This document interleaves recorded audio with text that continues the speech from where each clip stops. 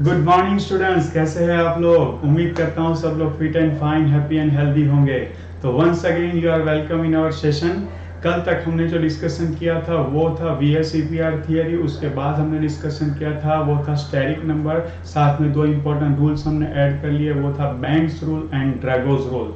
Banks rule किसके लिए है? बैंक्स रूल है कि कोई भी सेंट्रल एटम के ऊपर अगर कोई स्ट्रॉन्ग इलेक्ट्रोनेगेटिव एलिमेंट लगता है तो वो हमेशा ये चाहता है कि वो उस हाइब्रिड ऑर्बिटल के साथ जुड़े जिसमें एस कैरेक्टर का कंट्रीब्यूशन मिनिमम हो, ठीक है, या तो पी कैरेक्टर का कंट्रीब्यूशन ज्यादा हो। और एक दूसरा पॉइंट भी हमने ऐड कर लिया था कि एलपी हमेशा ये चाहेगी कि उस कंट्रीब्यूटेड हाइब्रिड ऑर्बिटल के साथ जुड़े कि जहां पर एस कैरेक्टर मैक्सिमम हो। उसके बाद हमने नेक्स्ट क्लास में डिस्कस किया था वो था ड्रैगोज रूल। ड्रैगोज रूल क्या होता है स्टूडेंट्स? ड्रैगोज रूल होता है कि 15th और 16 ग्रुप के जो एलिमेंट्स है except nitrogen and oxygen, nitrogen के नीचे फास्फोरस आर्सेनिक एंटीमनी और ऑक्सीजन के नीचे सल्फर सिलेनियम टेल्यूरियम, जब भी वो ऐसे एटम के साथ जुड़ते हैं जिसकी इलेक्ट्रोनेगेटिविटी 2.5 से लेस है and that is specially hydrogen, तो वो हाइब्रिडाइजेशन में पार्टिसिपेट नहीं करते हैं। वो सीधा अपनी एटॉमिक ऑर्बिटल्स को यूज करके ही ओवरलैपिंग करके chemical bond and hence molecule का निर्माण करते हैं। So this is called what? This is called Drago's rule, ठीक है। कल की क्लास में हमने डिस्कस किया था वो क्या था स्टूडेंट्स? पहले हमने सबसे पहले स्टेरिक नंबर निकालना है। स्टेरिक नंबर निकालकर हम जो स्टेरिक नंबर आएगा उसके ऊपर से हम क्या निकालेंगे? हाइब्रिडाइजेशन की टाइप निकालेंगे। उसके बाद हम क्या करेंगे? उसके बाद जो अनहाइब्रिडाइज्ड ऑर्बिटल है वो सेंट्रल एटम की अनहाइब्रिडाइज्ड ऑर्बिटल को ध्यान पर रखते हुए पाई बॉन्ड कैसे बनेगा उसके ऊपर हम डिस्कशन कर लेते हैं, ठीक है। तो जितनी भी अनहाइब्रिडाइज्ड ऑर्बिटल होगी वो सारी पाई बॉन्ड का निर्माण कर लेगी। उसके हिसाब से आप पी पाई और डी पाई बॉन्ड्स कितने हैं वो आप कैलकुलेट और चेक कर सकते हैं। तो यहाँ तक के सारे कंसेप्ट आपके दिमाग में बिल्कुल एकदम अच्छे से उतर गए होंगे। And now we are going to start with something new thing and that is called back bonding. Back bonding वो क्या होता है? बैक बॉन्डिंग क्या होता है वो आज हम डिस्कस करने जा रहे हैं। ध्यान रखना, अब तक हमने जो देखा है वो है sigma coordinate bond. Sigma coordinate bond का मतलब क्या होता है कि जब भी पहले कोवैलेंट बॉन्ड का मतलब क्या होता है याद करें। जब भी दो एटम एक दूसरे के साथ जुड़ते हैं तो एक एटम एक इलेक्ट्रॉन और दूसरा एटम एक इलेक्ट्रॉन डोनेट करता है या तो शेयर करता है। Sharing is a better word. या तो आप कह सकते हैं कि एक एटम की हाफ फील्ड ऑर्बिटल और दूसरे एटम की हाफ फील्ड ऑर्बिटल एक दूसरे के ऊपर ओवरलैप करती है and due to that electron sharing होने की वजह से क्या बनता है? कोवैलेंट बॉन्ड बनता है। लेकिन कभी कभी बॉन्ड बनते वक्त क्या कर होता है कि एक एटम एक भी इलेक्ट्रॉन प्रोवाइड नहीं करता, जबकि बॉन्ड बनाने के लिए दोनों इलेक्ट्रॉन एक दूसरा एटम जो होता है वो ही प्रोवाइड करता है। या तो वैलेंस बॉन्ड थियरी के लैंग्वेज में अगर बात करें तो एक एटम एम्प्टी ऑर्बिटल प्रोवाइड करता है जबकि दूसरा atom completely filled orbital provide करता है। तब ये ओवरलैपिंग होने की वजह से भी इलेक्ट्रॉन पेयर का शेयरिंग तो हो ही जाता है। तो इसे क्या कहते हैं स्टूडेंट्स? इसे भी एक स्पेशल टाइप का कोवेलेंट बॉन्ड कहते हैं। इसे हम कोऑर्डिनेट कोवेलेंट बॉन्ड के नाम से जानते हैं। इसे हम क्या कहेंगे स्टूडेंट्स? कोऑर्डिनेट कोवेलेंट बॉन्ड के नाम से जानते हैं। ये बॉन्ड सिग्मा बॉन्ड होते हैं। क्या होते हैं स्टूडेंट्स? सिग्मा बॉन्ड होते हैं। लेकिन आज हम जो पढ़ने जा रहे हैं वो है बैक बॉन्डिंग। बैक बॉन्डिंग का मतलब ये होता है कि एक ऑलरेडी बॉन्ड बन चुका है और बॉन्ड बनने के बाद क्या होगा? बॉन्ड बनने के बाद एक एटम से दूसरे एटम पर दूसरा एक बॉन्ड बनेगा जिसमें बॉन्ड के दोनों इलेक्ट्रॉन कोई एक ही एटम प्रोवाइड करेगा। और उससे जो बॉन्ड बनेगा वो बॉन्ड कौन सा होगा? वो बॉन्ड पाई बॉन्ड होगा। क्यों पाई बॉन्ड होगा? क्योंकि ऑलरेडी एक बॉन्ड बन चुका है। ऑलरेडी एक बॉन्ड बन चुका है तो वो बॉन्ड जो बन चुका है उसके बाद अगर जो कोई बॉन्ड बनेगा और वो बॉन्ड बनाने में दो इलेक्ट्रॉन चाहिए और वो दोनों इलेक्ट्रॉन कोई एक ही एटम प्रोवाइड करेगा, दूसरा एटम नहीं करेगा। या तो आप कह सकते हैं कि एक एटम की कंप्लीटली फिल्ड ऑर्बिटल और दूसरे एटम की कंप्लीटली एम्प्टी ऑर्बिटल इसमें पार्टिसिपेट करेगी। तो इसे हम क्या कहेंगे? इसे हम पाई कोऑर्डिनेट बॉन्डिंग भी कहेंगे। Pi coordinate bond. क्यों? क्योंकि जब भी दो एटम एक दूसरे के साथ जुड़ते हैं उसमें एक एटम एक भी इलेक्ट्रॉन नहीं देता है और दूसरा एटम दोनों इलेक्ट्रॉन देते हैं, तो उसे हम क्या कहते हैं? उसे हम कोऑर्डिनेट बॉन्ड कहते हैं। लेकिन अगर ये बॉन्ड पहली बार बनेगा तो उसे हम सिग्मा कोऑर्डिनेट बॉन्ड कहेंगे। लेकिन दो एटम ऑलरेडी एक दूसरे के साथ जुड़े हुए हैं, उसके बाद अगर ये हो रहा है तो दूसरा जो बॉन्ड बनेगा वो बॉन्ड कौन सा होगा? वो बॉन्ड पाई होगा। और वो बॉन्ड बनाने में क्या हो रहा है? एक ही एटम दोनों इलेक्ट्रॉन दे रहे हैं, दूसरा एटम कोई इलेक्ट्रॉन नहीं दे रहा है, तो डेफिनेटली उसे हम क्या कहेंगे? पाई कोऑर्डिनेट बॉन्ड कहेंगे। और ये पाई कोऑर्डिनेट बॉन्ड का दूसरा नाम क्या है? उसे हम बैक बॉन्डिंग के नाम से जानते हैं स्टूडेंट्स। ठीक है, तो ये आज हम पढ़ने वाले हैं। आज हम ये जो डिस्कशन करने जा रहे हैं that is very very very important. I cannot emphasise enough कि इसका इंपॉर्टेंस जेडबलई नीट और जेडबलई एडवांस लेवल पर कितना है, आई कैनॉट एम्फेसाइज इनफ। और अगर ये आपके दिमाग में ठीक से बैठ गया तो ऑर्गेनिक केमिस्ट्री के बहुत सारे क्वेश्चंस आप अच्छे से सॉल्व कर पाओगे। तो you are going to be shifted to a very high dimension in this class and you need to be really very much focused and you must take a deep interest। क्यों? क्योंकि आज यहां से जो कुछ भी डिलीवर होने वाला है that is going to be really very important if you are dreaming of to get admission on the basis of NEET or JEE और JEE Advanced। क्लास शुरू करने से पहले हम अपनी 10 सेकंड कंसंट्रेशन सेशन कर लेते हैं ताकि हम और आप एक दूसरे के साथ टोटली कनेक्ट हो जाए। Let's start.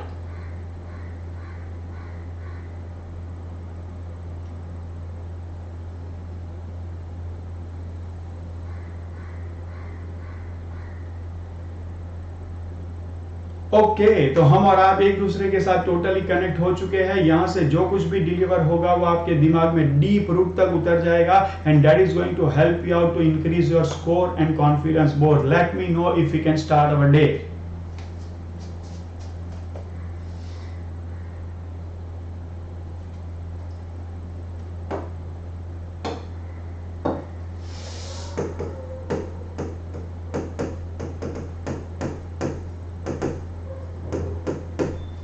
आज का टाइटल हमारा है back bonding. Let me no.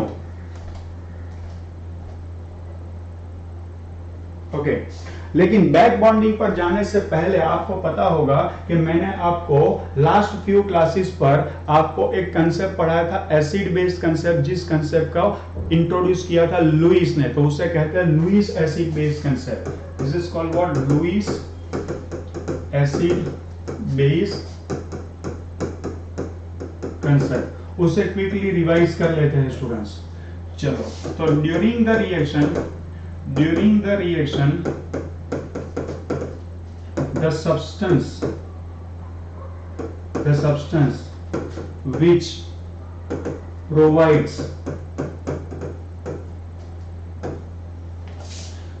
electron pair is called Lewis base, and during the process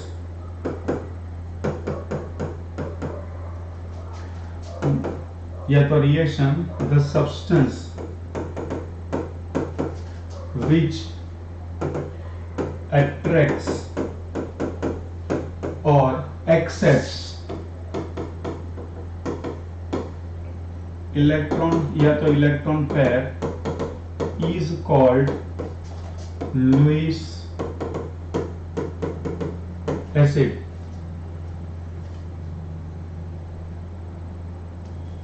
Lewis base कौन होंगे स्टूडेंट्स? लुईस बेस कौन होंगे? लुईस बेस कौन होंगे? इलेक्ट्रॉन रिच स्पीसीज क्या होंगे? लुईस बेस होंगे।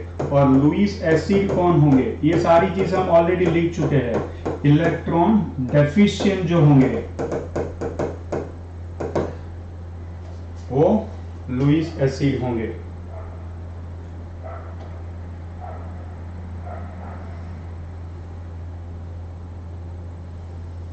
तो ये कहानी कहां से इंट्रोड्यूस हो रही है उसके ऊपर हम काम करेंगे। लिख लिया स्टूडेंट के बाकी है? चलो मैं रुक जाता हूं थोड़ा।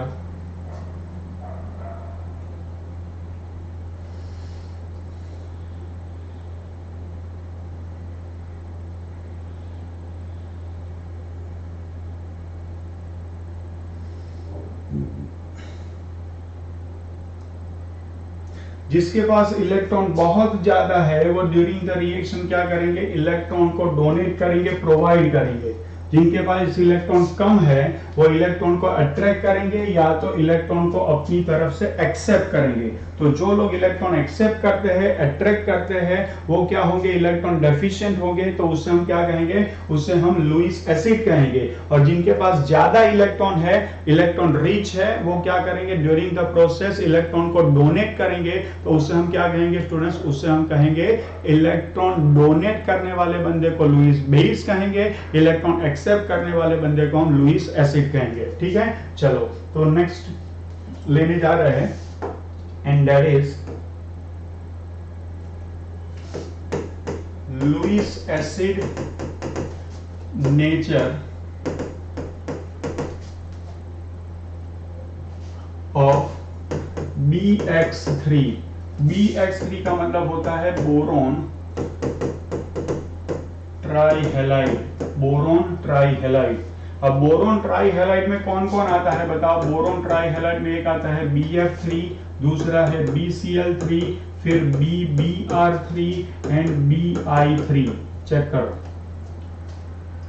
और ये जो BX3 है, ये BX3 का स्ट्रक्चर अगर आप देखने जाओगे, अब तक आप लोगों को इसका स्ट्रक्चर याद हो चुका होगा। और उसका स्ट्रक्चर क्या आएगा, triangular bipyramidal, triangular planar, triangular planar. अब इसकी बात अगर मैं करूं तो इसमें क्या है स्टूडेंट्स, इसमें BF3 है, तो ये हो गया BF3। चेक करो। अब ध्यान से देखो कि बोरोन में ये स्ट्रक्चर हो, ये हो, ये हो, ये हो, इन शॉर्ट ये, इसमें बोरोन में कभी भी ऑक्टेट कंप्लीट नहीं होता है। ऑक्टेट कंप्लीट नहीं होगा, ऑक्टेट कंप्लीट नहीं होगा। क्यों? क्योंकि उसके आसपास हमेशा 6 इलेक्ट्रॉन्स ही रहेंगे। चेक करो, बोरोन के अपने 3 और हेलोजन के साथ शेयरिंग करने के बाद इसके पास कितने इलेक्ट्रॉन्स हो जाएंगे, 6 इलेक्ट्रॉन्स। तो बोरोन हमेशा क्या है, बोरोन हमेशा इलेक्ट्रॉन डेफिशिएंट स्पीशीज है। बोरोन हमेशा क्या है, इलेक्ट्रॉन डेफिशिएंट स्पीशीज है। तो ये सारे बाय नेचर क्या हो जाएंगे, ये सारे बाय नेचर इलेक्ट्रॉन डेफिशिएंट होंगे। ये सारे बाय नेचर इलेक्ट्रॉन डेफिशिएंट है, तो वो किसका काम करेंगे स्टूडेंट्स, वो लुईस एसिड का काम करेंगे। चेक करो, लुईस एसिड या तो लेविस एसिड भी बोल सकते हैं। ये सारे किसका काम करेंगे, लेविस एसिड की तरह बिहेव करेंगे। क्यों, फिर से एक बार समझ लो कि बोरोन के आउटर मोस्ट ऑर्बिट में 3 इलेक्ट्रॉन है, वो 3 हेलोजन के साथ जुड़ेंगे, तो 3 इलेक्ट्रॉन की शेयरिंग के बाद भी उनके आसपास कितने इलेक्ट्रॉन होंगे, 6 इलेक्ट्रॉन होंगे। तो उसका ऑक्टेट कंप्लीट नहीं होगा। उसका ऑक्टेट कंप्लीट नहीं होगा तो इलेक्ट्रॉन डेफिशिएंट होंगे। और अगर वो इलेक्ट्रॉन डेफिशिएंट है तो ड्यूरिंग द प्रोसेस वो हमेशा यही चाहेंगे कि बाहर से उनको कोई इलेक्ट्रॉन दे दे ताकि उनका ऑक्टेट कंप्लीट हो जाए। ठीक है, तो इसका मतलब क्या हुआ कि वो इलेक्ट्रॉन डेफिशिएंट है, तो उनका नेचर क्या हो जाएगा, उनका नेचर लेविस एसिड हो जाएगा। उनका नेचर क्या हो जाएगा स्टूडेंट्स, लेविस एसिड। अब हमें ये देखना है कि ये जो 4 सब्सटेंस है, इन 4 सब्सटेंस जैसे BF3, BCl3, BBr3 and BI3, ये 4 सब्सटेंस में लेविस एसिड नेचर का ऑर्डर क्या होगा। तो पहले तो ध्यान से देख लो कि ये जो फ्लोरीन है, ये फ्लोरीन की इलेक्ट्रोनेगेटिविटी ये तीनों में क्या होगी, सबसे ज्यादा होगी। देखो मैं फिर से यहां सबके स्ट्रक्चर बना लेता हूं।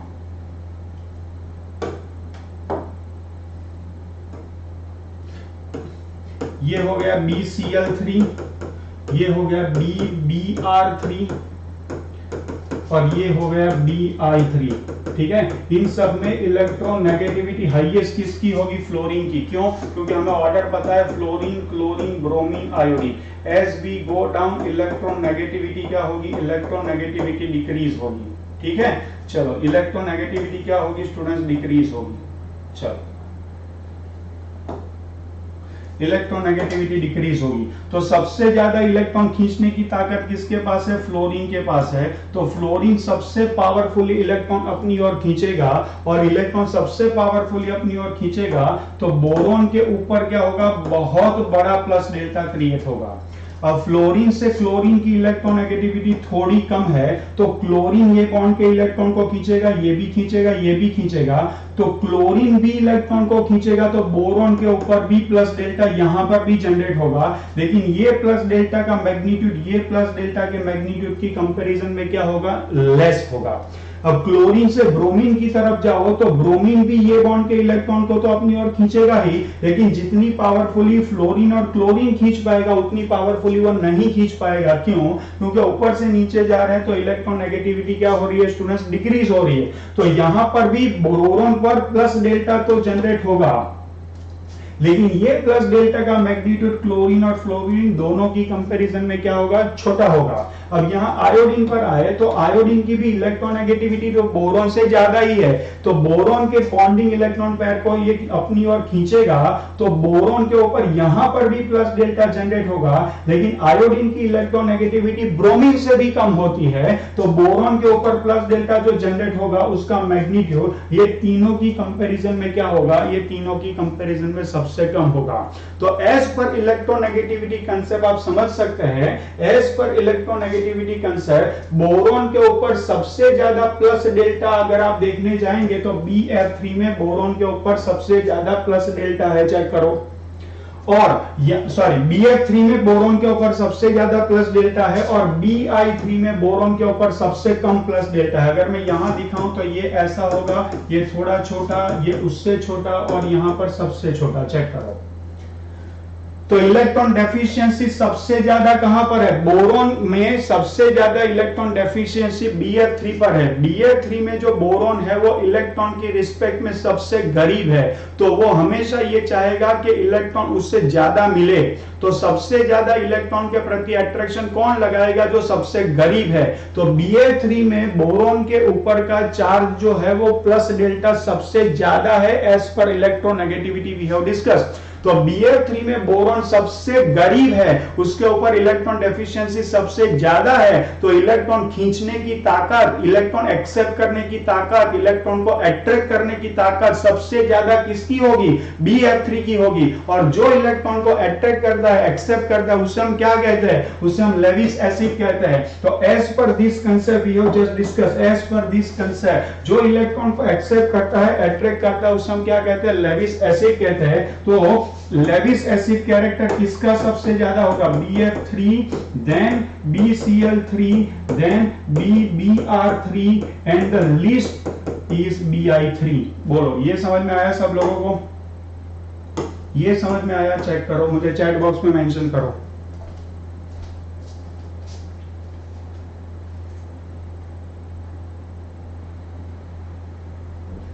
सभी स्टूडेंट इंटरैक्ट करें, ऐसा नहीं है कि क्लास में मैं सिर्फ 4-5 स्टूडेंट्स को ही पढ़ा रहा हूं।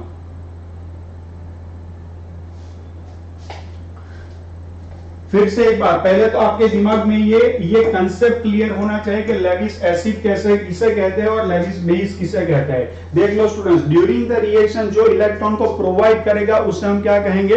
उसे हम बेस कहेंगे, और जो इलेक्ट्रॉन को एक्सेप्ट करेगा उसे हम लेविस एसिड कहेंगे। ठीक है। अब लेविस एसिड का काम क्या है? इलेक्ट्रॉन को एक्सेप्ट करना है। जो एटम या तो स्पीसीज जितनी इलेक्ट्रॉन डेफिशिएंट होगी वो इलेक्ट्रॉन को उतनी ही पावरफुली एक्सेप्ट करेगी।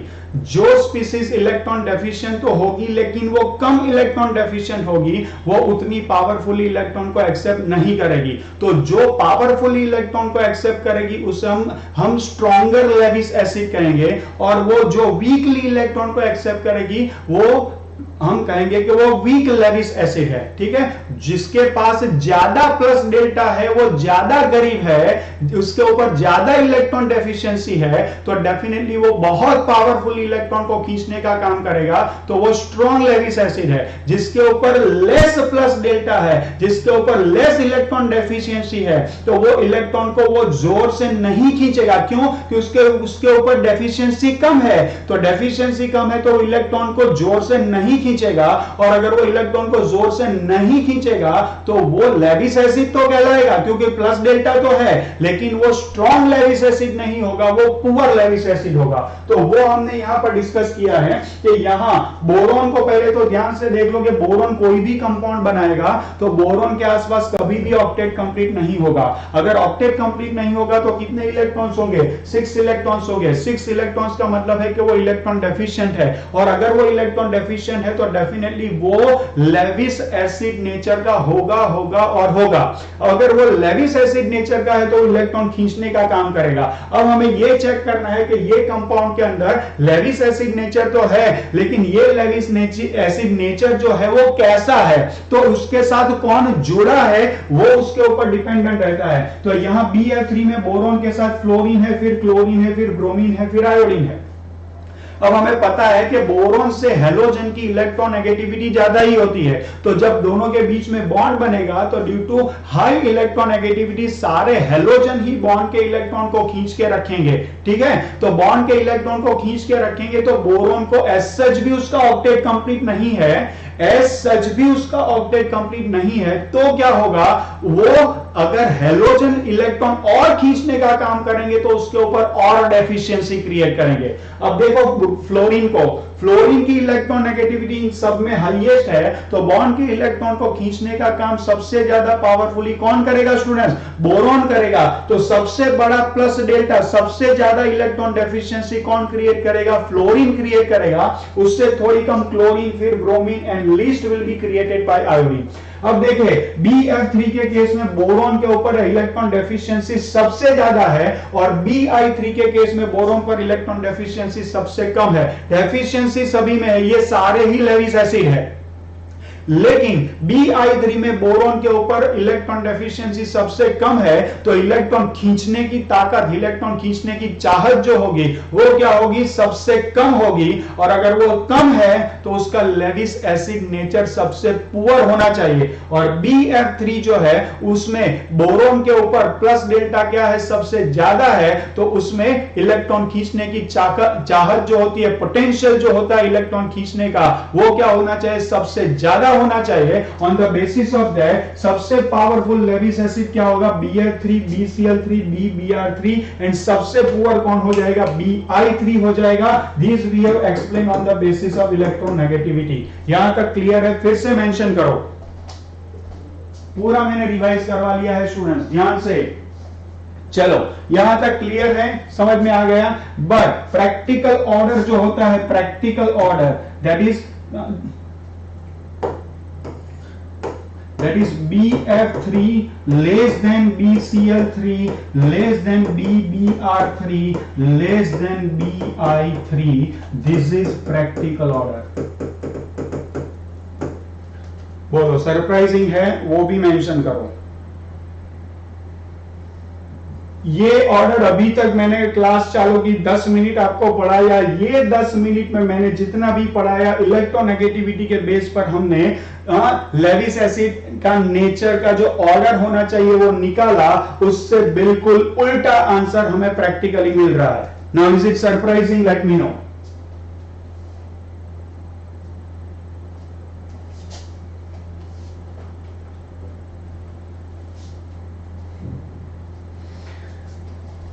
चलो, अब यहीं पर क्या होता है, यहीं से एंट्री होती है हमारे आज के नए कंसेप्ट की। सी केमिस्ट्री के अंदर क्या होता है, हमेशा याद रखना, केमिस्ट्री हमेशा रिवर्स डायरेक्शन में पड़ी जाती है। ऐसा सब्सटेंस का बिहेवियर है, ऐसा सब्सटेंस का बिहेवियर क्यों है वो हमें एक्सप्लेन करना है, उसके लिए हम प्रेडिक्शन करते हैं। सब्सटेंस एक पर्टिकुलर बिहेवियर दिखाएगा, सब्सटेंस एक पर्टिकुलर बिहेवियर दिखाएगा, उससे रिवर्स जाके हम अपना कंसेप्ट डेवलप करेंगे। जैसे कि मीथेन की बात करें तो मीथेन में हमने पहले प्रूव कर दिया था कि मीथेन 4 बॉन्ड तो बनाता है, कार्बन 4 बॉन्ड तो बनाता है, और ये 4 बॉन्ड कैसे होने चाहिए, 1+3 होने चाहिए। लेकिन प्रैक्टिकली ये 4 बॉन्ड क्या है पता है, ये 4=4 है। और 4 बॉन्ड्स की characteristic, all type of nature, bond length, bond energy, bond angle सब कुछ सेम है। उसके ऊपर से हम रिवर्स गए और हाइब्रिडाइजेशन का कंसेप्ट डाला। ये समझ में आ रहा है केमिस्ट्री पढ़ने की स्टाइल क्या होती है, हमें प्रैक्टिकली जो ऑब्जर्व होता है उसके बेसिस पर हम थ्योरी डेवलप करते हैं। ठीक है, समझ में आ रहा है स्टूडेंट्स। तो अब हम एक नई दुनिया में प्रवेश कर रहे हैं जिसे क्या कहेंगे, जिसे हम कहेंगे बैक बॉन्डिंग। क्या होता है बैक बॉन्डिंग का कंसेप्ट, तो ये बैक बॉन्डिंग के कंसेप्ट को समझने के लिए हम क्या करेंगे, BF3 का एग्जांपल एक बार फिर से ध्यान कर लेंगे। अब ये बोरॉन है, तो ये बोरॉन को ध्यान से देखो, तो बोरॉन की इलेक्ट्रॉन कॉन्फ़िगरेशन क्या है स्टूडेंट्स, वो है helium 2s2 and 2px1 2py0 and 2pz0 है। ठीक है, मेरे साथ लिखते रहो, फिर जब मैं आपको कहूं कि रुक जाओ तब रुक जाना। अब बोरोन को क्या करना है स्टूडेंट्स, बोरोन को करना है 3 बॉन्ड बनाने हैं, क्योंकि 3 फ्लोरीन है तो उसको 3 बॉन्ड बनाने हैं। तो क्या होगा, 3 बॉन्ड बनाने हैं तो एक इलेक्ट्रॉन को मुझे एक्साइट करना पड़ेगा। तो अब मैं एक्साइटेड स्टेट में बोरोन की इलेक्ट्रॉन कॉन्फ़िगरेशन लिख देता हूं। This is going to be helium 2s1 that is 2px1 2py1 and 2pz0। ठीक है, चलो क्लियर है। अब 3 फ्लोरीन के साथ अगर उसको जुड़ना है तो 3 फ्लोरीन की मैं यहां पर क्या लगा दूंगा, 3 फ्लोरीन के 3 फ्लोरीन की मैं क्या लगा दूंगा, 3 फ्लोरीन की मैं यहां पर 2pz ऑर्बिटल लगा दूंगा। क्या लगा दी है मैंने, 2pz ऑर्बिटल। अब मैं चाहूंगा कि मैं फ्लोरीन की भी इलेक्ट्रॉन कॉन्फ़िगरेशन यहां दिखाऊं। आप सोचेंगे कि अब तक नहीं दिखा रहे थे, इसमें दिखा रहे हैं, तो जरूर इसके पीछे गहरा गहरा क्या होना चाहिए, राज होना चाहिए। ठीक है ना, तो ये राज बहुत इंटरेस्टिंग है। मैं कोई वो मूवी की बात नहीं कर रहा हूं, ध्यान से देखो। यहां पर क्या है, यहां पर फ्लोरीन की जो है 2pz ऑर्बिटल पार्टिसिपेट कर रही है, और ये 2pz ऑर्बिटल जो है उसको मैं बताऊं उससे पहले यहां पर मैंने ब्लॉक बना दिया है। और ये ब्लॉक क्या इंडिकेट करेगा स्टूडेंट्स, ये ब्लॉक इंडिकेट कर रहा है कि यहां हाइब्रिडाइजेशन क्या है, sp2 है। और सबसे ज्यादा इंटरेस्ट मुझे इसमें है, ये क्या है, अनहाइब्रिडाइज्ड 2pz एम्प्टी ऑर्बिटल। ये पूरे पिक्चर का हीरो है, ये इस पूरे पिक्चर का क्या है स्टूडेंट्स, हीरो है। समझ में आ गया, इतना बना लो फिर आगे बढ़ते हैं। और अगर इसको मैं यहां पर साइड पर थोड़ा बहुत ड्रॉ कर लूं तो आपको ये समझ में आएगा कि ये बोरॉन की हाफ फील्ड होगी, ये sp2 है। ठीक है ना, चलो ये sp2 है, सारी sp2 है। और अगर चाहूं तो ये क्या होगी बताओ, ये क्या होगी स्टूडेंट्स, ध्यान से देखो, ये होगी उसकी एम्प्टी 2pz। याद है मैंने आपको ऐसा करके दिखाया था, यहां पर एक sp2, यहां पर एक sp2, यहां पर एक sp2, जिसमें एक इलेक्ट्रॉन है, और इस प्लेन के परपेंडिकुलर का होगी रिमेनिंग 2pz होगी। जो मैंने कार्बन के टाइम पर बताया था, कार्बन के टाइम पर जो थी वो क्या थी, वो हाफ फील्ड थी, क्योंकि उसमें एक इलेक्ट्रॉन था। लेकिन यहां पर बोरॉन के पास जो है उसमें कोई इलेक्ट्रॉन नहीं है। ध्यान से देखो स्टूडेंट्स, ये क्या है, ये ट्रायंगुलर प्लेनर है, और उसके ऊपर एक नीचे एक लॉब वाली क्या है, एम्प्टी। यहां पर ब्रैकेट में लिख सकते हैं कि ये क्या है स्टूडेंट्स, एम्प्टी 2pz ऑर्बिटल है। बोलो यहां तक क्लियर है, तो स्टूडेंट्स लिख लो, फिर आगे बढ़ेंगे फटाफट। देखो स्टूडेंट्स, कितनी कॉन्फिडेंस से मैं बोल रहा हूं, उसके ऊपर से आपको समझ में आना चाहिए कि कंसेप्ट कितने क्लियर है और कितने क्लियर मैं आपके करवा लूंगा।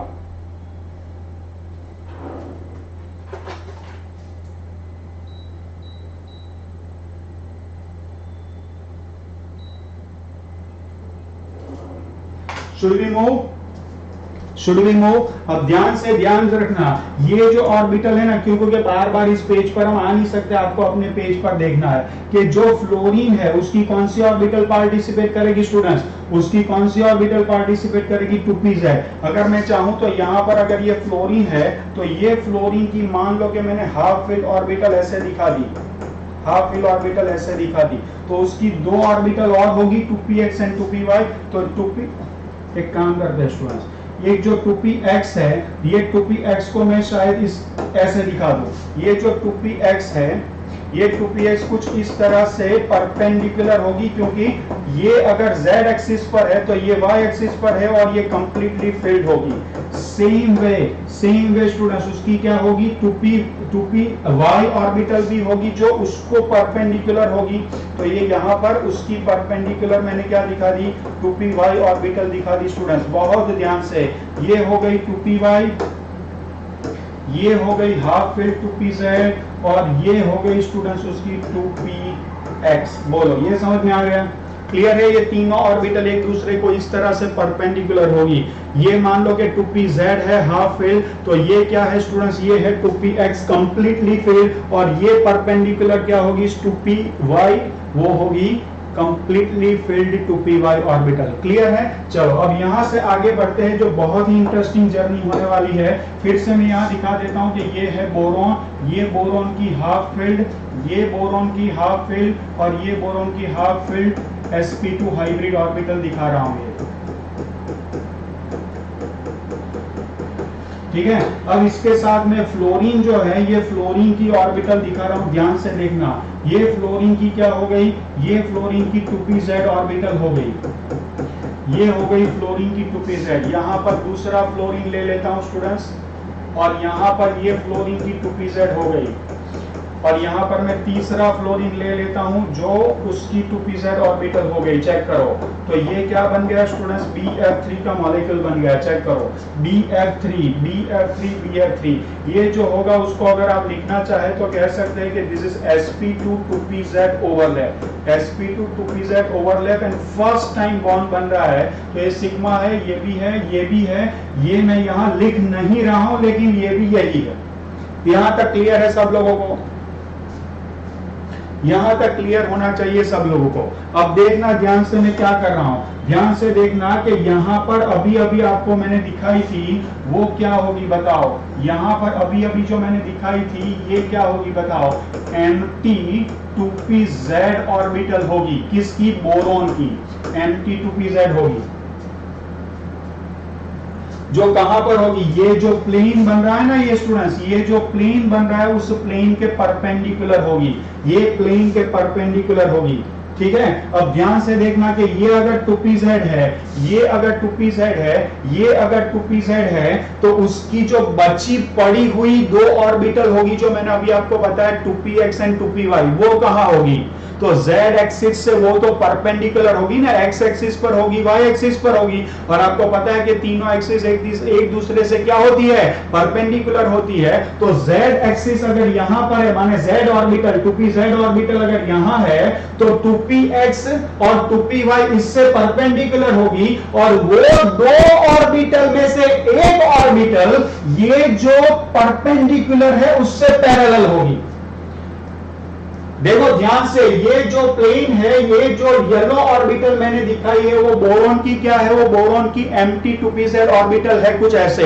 ठीक है, यहां पर sp2 है, यहां पर फ्लोरीन की क्या है? यहां पर फ्लोरीन की एक Mt ऑर्बिटल है। ठीक है, तो यहां पर फ्लोरीन की एक, सॉरी, फ्लोरीन की 2pz ऑर्बिटल है, और यहां पर क्या होगी स्टूडेंट्स? फ्लोरीन की कोई एक, आउट ऑफ 2pz और आउट ऑफ 2px, दोनों में से एक ऑर्बिटल क्या होगी? मान लो कि ये है तो ये इससे पैरेलल है, ये है तो इससे, तो ये दोनों एक दूसरे से क्या हो गई? ये दोनों एक दूसरे से पैरेलल हो जाएगी।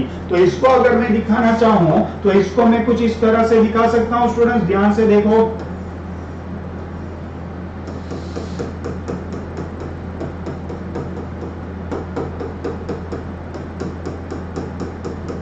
तो ये क्या हुई? मान लो कि मैं 2px दे देता हूं इसका नाम, तो ये क्या होगी? ये सिर्फ इसकी नहीं होगी, इसकी भी इसके साथ क्या होगी?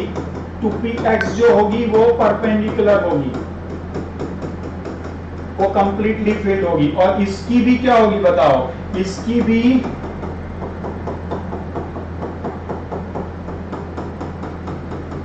ये 2px होगी। जो इसके साथ क्या होगी? ये 2pz है और ये 2px है, वो एक दूसरे से परपेंडिकुलर है। ये तीनों sp2 है, वो sp2 के परपेंडिकुलर क्या होगी? 2pz होगी। तो ये प्लेन के परपेंडिकुलर है, फ्लोरीन इसी प्लेन में आ गया है, और 2px उससे परपेंडिकुलर है। अब सुनना ध्यान से, ये ऑर्बिटल और ये ऑर्बिटल एक दूसरे के साथ क्या हो जाएगी बताओ? एक दूसरे के साथ वो पैरेलल हो जाएगी। ये बात समझ में आई? चैट बॉक्स में मेंशन करो।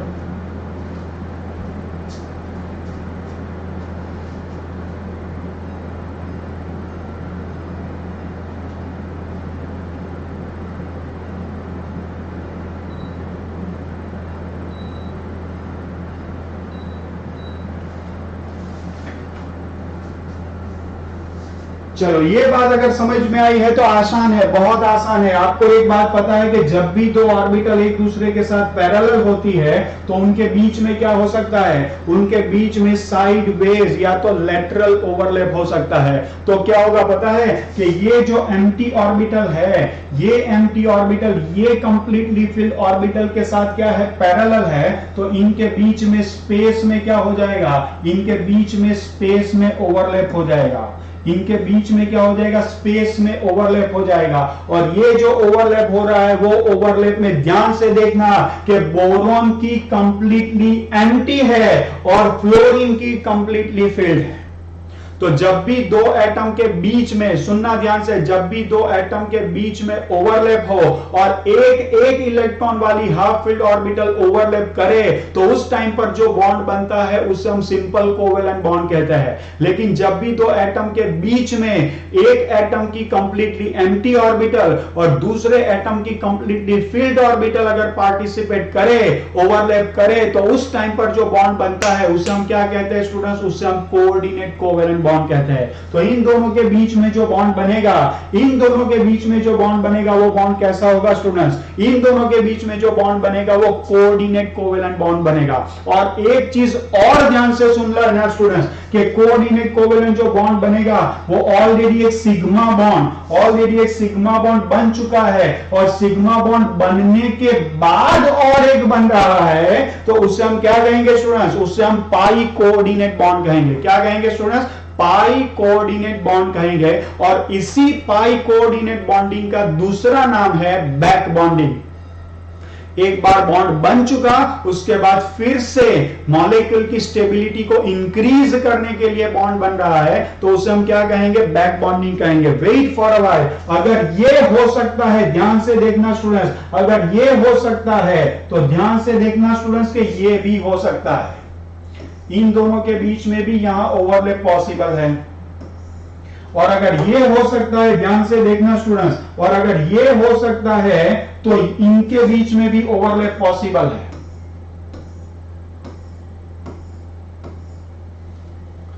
तो इसका मतलब क्या हुआ कि फ्लोरीन के पास से, फ्लोरीन की जो 2px ऑर्बिटल कंप्लीटली फिल्ड है तो ये फ्लोरीन की 2px ऑर्बिटल भी इसके ऊपर डोनेशन कर सकती है, तो ये भी कर सकती है, ये भी कर सकती है। ऐसा नहीं है कि तीनों एक साथ करेगी, तीनों एक साथ करेगी ऐसा नहीं है कि, तो इसका मतलब ये कि ये कर सकती है तो इसका भी पार्शियल डोनेशन पॉसिबल है, इसका भी पार्शियल डोनेशन पॉसिबल है। जब ये करेगी तब ये दो नहीं करेगी, ये करेगी तब ये दो नहीं करेगी, ये करेगी तब ये दो नहीं करेगी। लेकिन आपको एक बहुत मजे की बात समझ में आई, बहुत मजे की बात यह है कि अगर ये इसको इलेक्ट्रॉन पेयर दे रही है, सुनना ध्यान से, तो बोरॉन का ऑक्टेट कंप्लीशन की तरफ आगे बढ़ रहा है। देखो ध्यान से, बोरॉन का ऑक्टेट क्या हो रहा है, कंप्लीशन की ओर आगे बढ़ रहा है। क्यों? क्योंकि इसके आसपास 6 इलेक्ट्रॉन तो थे ही, अब इसको ये 2 इलेक्ट्रॉन, यहां से 2 इलेक्ट्रॉन, या तो यार तीनों के नहीं, इधर दीज और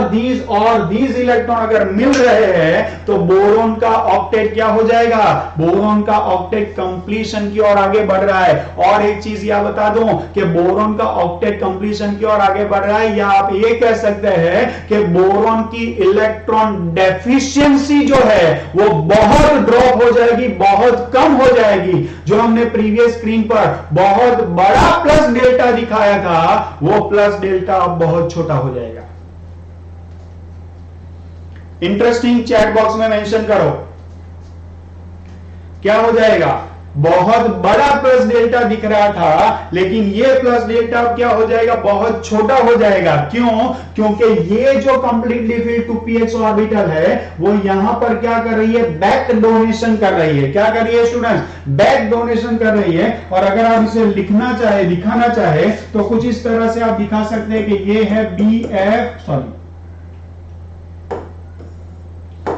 ये है BF, ये है BF, ये है BF। तो ये BF के बाद क्या हो रहा है स्टूडेंट्स, ये BF के बाद क्या हो रहा है, यहां से पार्शियल डोनेशन हो रहा है, यहां से पार्शियल डोनेशन हो रहा है, यहां से पार्शियल डोनेशन हो रहा है। आपको पहले तो ये समझना चाहिए कि ये एरो क्यों है, ये समझ में आ रहा है। ये एरो क्या है? ये एरो है कि ऑलरेडी यहां से यहां जो हो रहा है वो पाई बॉन्डिंग, अभी ये ड्रॉ ना करे, ये पाई बॉन्डिंग हो रहा है। पहले तो ये एक नया बॉन्ड है तो वो पाई होगा, और ये जो है वो बॉन्ड बनाने में फ्लोरीन के ही दोनों इलेक्ट्रॉन पार्टिसिपेट कर रहे हैं, बोरॉन के नहीं कर रहे हैं। ठीक है, तो ये क्या होगा? एक कोऑर्डिनेट कोवेलेंट बॉन्ड होगा। ठीक है, अच्छा एक और चीज, अब ये जो बॉन्ड मैंने ऐसे दिखाए ना, आइडियली ये ऐसे नहीं दिखाने चाहिए, और अगर हम दिखाएंगे तो कैसे दिखाएंगे? ध्यान से देख लो आप। क्यों? क्योंकि ये जो बॉन्ड है ना, ये बॉन्ड यहां से पॉसिबल है, या यहां से पॉसिबल है, या यहां से पॉसिबल है, तो इसको हम क्या करेंगे स्टूडेंट्स? इसको हम डॉटेड लाइन से दिखाएंगे। डॉटेड लाइन से इसलिए दिखाएंगे कि इधर दीज और दीज और दीज, और कुल मिलाकर क्या होता है? कुल मिलाकर इलेक्ट्रॉन डेफिशिएंसी सेटिस्फाई होती है। अब इसे आप बना लो, पूरी डायग्राम बना लो आप। ध्यान से एक और चीज, पूरी डायग्राम बनाए तो यहां पर थोड़ी जगह बाकी रहे, इस तरह से बनाना। अपनी बुक में, अपने पेज में यहां पर थोड़ी जगह बाकी रहे, इस तरह से बनाना। ठीक है, लिख लो।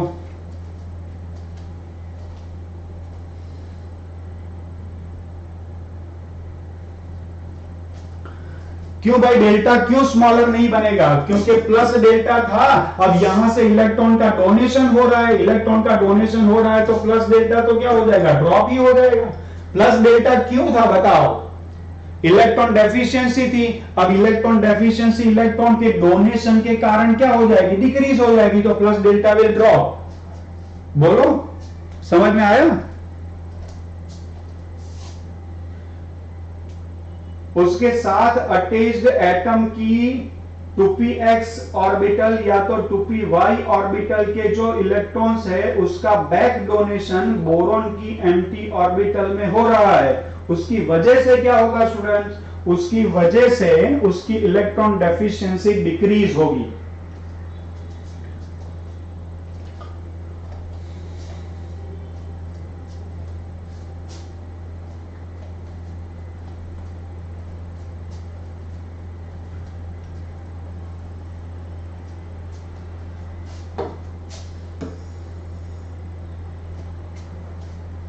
ये ड्रॉ कर लिया है तो चैट बॉक्स में मेंशन करो, क्योंकि मुझे एक और चीज आपको पढ़ानी है।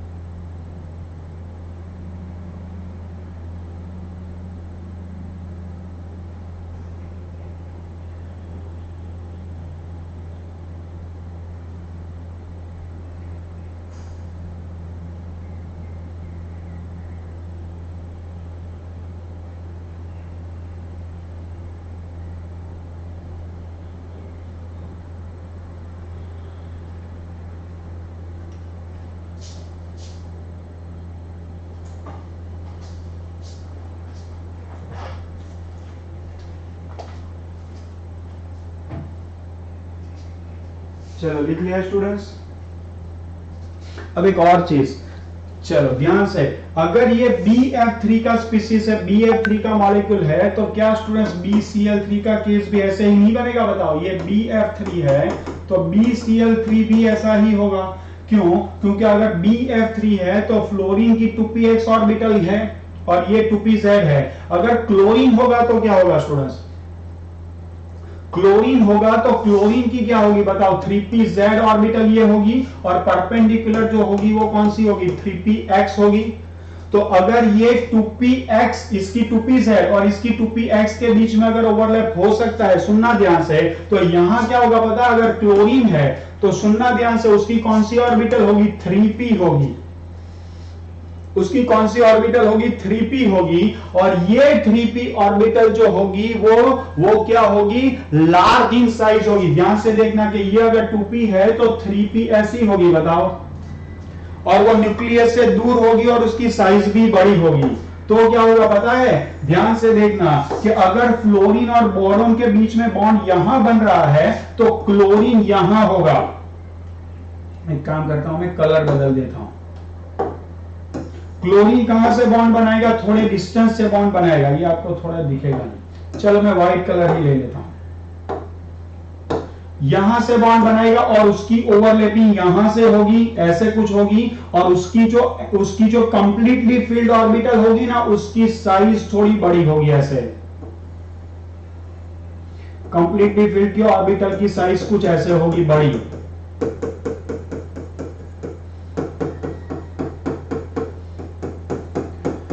अब देखना ध्यान से, जितनी एफिशिएंट ओवरलैपिंग ये 2p ऑर्बिटल की होगी ना, उतनी एफिशिएंट ओवरलैपिंग ये 2p 3p ऑर्बिटल की नहीं होगी। क्यों नहीं होगी, ध्यान से सुनना। क्यों, सबसे पहली तो बात ये कि इनके बीच का डिस्टेंस बढ़ जाएगा। क्यों, क्योंकि फ्लोरीन में 2p ऑर्बिटल है, फ्लोरीन में कौन सी ऑर्बिटल है, 2p ऑर्बिटल है, लेकिन क्लोरीन में 3p ऑर्बिटल है। तो इन दोनों के न्यूक्लियस के बीच का डिस्टेंस बढ़ जाएगा, तो ओवरलैपिंग ठीक से नहीं हो पाएगा। जबकि इसमें 2p है, इसमें 2p है, तो इन दोनों के बीच के न्यूक्लियस का डिस्टेंस कम होगा। और इसकी 2p है, इसकी भी 2p है, तो दोनों की साइज आइडेंटिकल होगी, तो उनके बीच में ओवरलैपिंग ठीक से होगा। आप देखो, इनके बीच में ओवरलैपिंग कराओगे ना, तो ये ऊपर है, इसकी साइज बड़ी है, तो ओवरलैपिंग ठीक से नहीं होगा, डिस्टेंस भी बढ़ गया है। अब अगर आप थोड़े और आगे जाएंगे तो ब्रोमीन की ऑर्बिटल तो यहां होगी, जिसकी साइज इससे भी बड़ी होगी। क्यों, क्योंकि क्लोरीन की ये जो है ये 2px है, तो ये हो गई मान लो 3px। और ये जो ब्रोमीन है, ये ब्रोमीन की कौन सी आएगी स्टूडेंट्स, ये ब्रोमीन की कौन सी आएगी, ब्रोमीन की जो आएगी वो 4px आएगी, जो उससे भी दूर होगी, उससे भी बड़ी होगी। तो इसका और इसका ओवरलैप ठीक से नहीं हो पाएगा। और अगर आयोडीन की बात करें तो वो उससे भी दूर होगा, वो उससे भी दूर होगा। नॉट ओनली दूर होगा, उसकी क्या होगी, उसकी ऑर्बिटल भी बहुत बड़ी होगी, और वो होगी 5px। तो इसका और इसका डिस्टेंस और बढ़ गया, और इसका ओवरलैप तो बहुत डिफिकल्ट दिख रहा है। चेक करो, तो बैक बॉन्डिंग की कैपेसिटी बहुत ही कम हो जाएगी। और Bi3 की बात करें, जिसमें बैक बॉन्डिंग न के बराबर होगा, न के बराबर, सुनना ध्यान से, न के बराबर होगा, तो वो बोरॉन के ऊपर का जो प्लस डेल्टा है ना, उसको सेटिस्फाई नहीं कर पाएगा, एंड हेंस उसका प्लस डेल्टा सबसे बड़ा होगा। जबकि Bf3 के अंदर फ्लोरीन अपनी 2px का बैक बॉन्डिंग कराकर, बैक डोनेशन कराकर बोरॉन के ऊपर का प्लस डेल्टा सेटिस्फाई कर देगा, इलेक्ट्रॉन डेफिशिएंसी सेटिस्फाई कर देगा, तो उसका प्लस डेल्टा क्या हो जाएगा, छोटा हो जाएगा, उसकी इलेक्ट्रॉन डेफिशिएंसी छोटी हो जाएगी। जबकि वो Bi3 में नहीं हो पाएगी, तो Bi3 का प्लस डेल्टा बड़ा होगा, Bf3 का प्लस डेल्टा सबसे छोटा होगा। Bi3 की इलेक्ट्रॉन डेफिशिएंसी सबसे ज्यादा होगी, इसलिए वो सबसे पावरफुल लेविस एसिड होगा। और Bf3 में बैक डोनेशन होने की वजह से उसकी इलेक्ट्रॉन डेफिशिएंसी सबसे कम हो जाएगी, इसलिए उसकी लेविस एसिड नेचर सबसे पुअर होगी। बोलो, ये पूरी डिटेल एक्सप्लेनेशन आप लोगों को समझ में आएगी, चेक बॉक्स में मेंशन करो।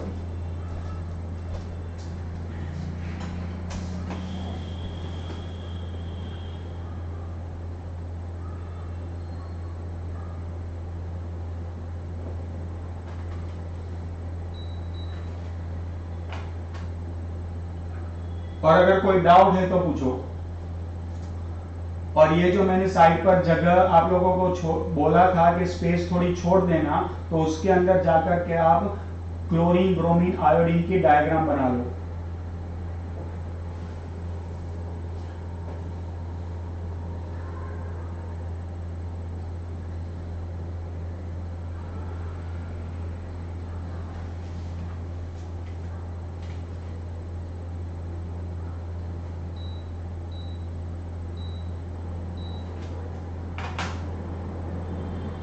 और बन गई हो तो आप मुझे प्रोसीड लिख सकते हैं।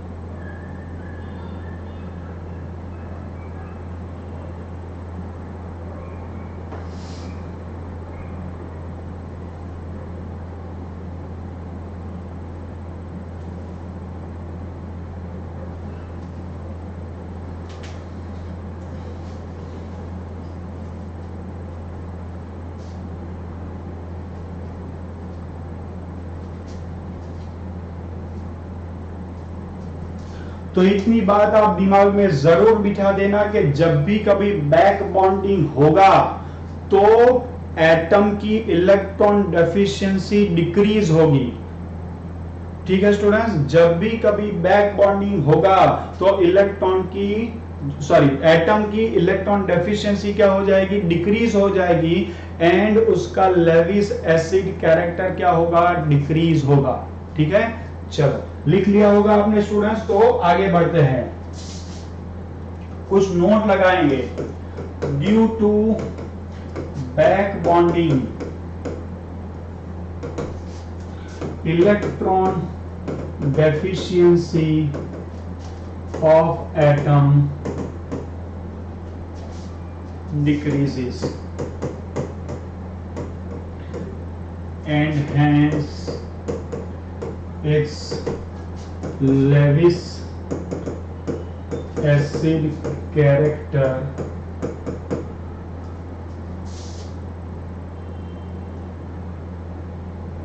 एक minute, and hence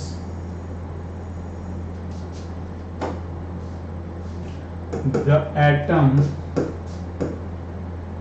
who receives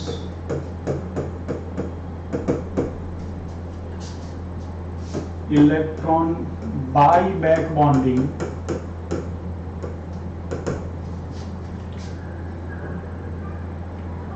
decreases its Lewis acid nature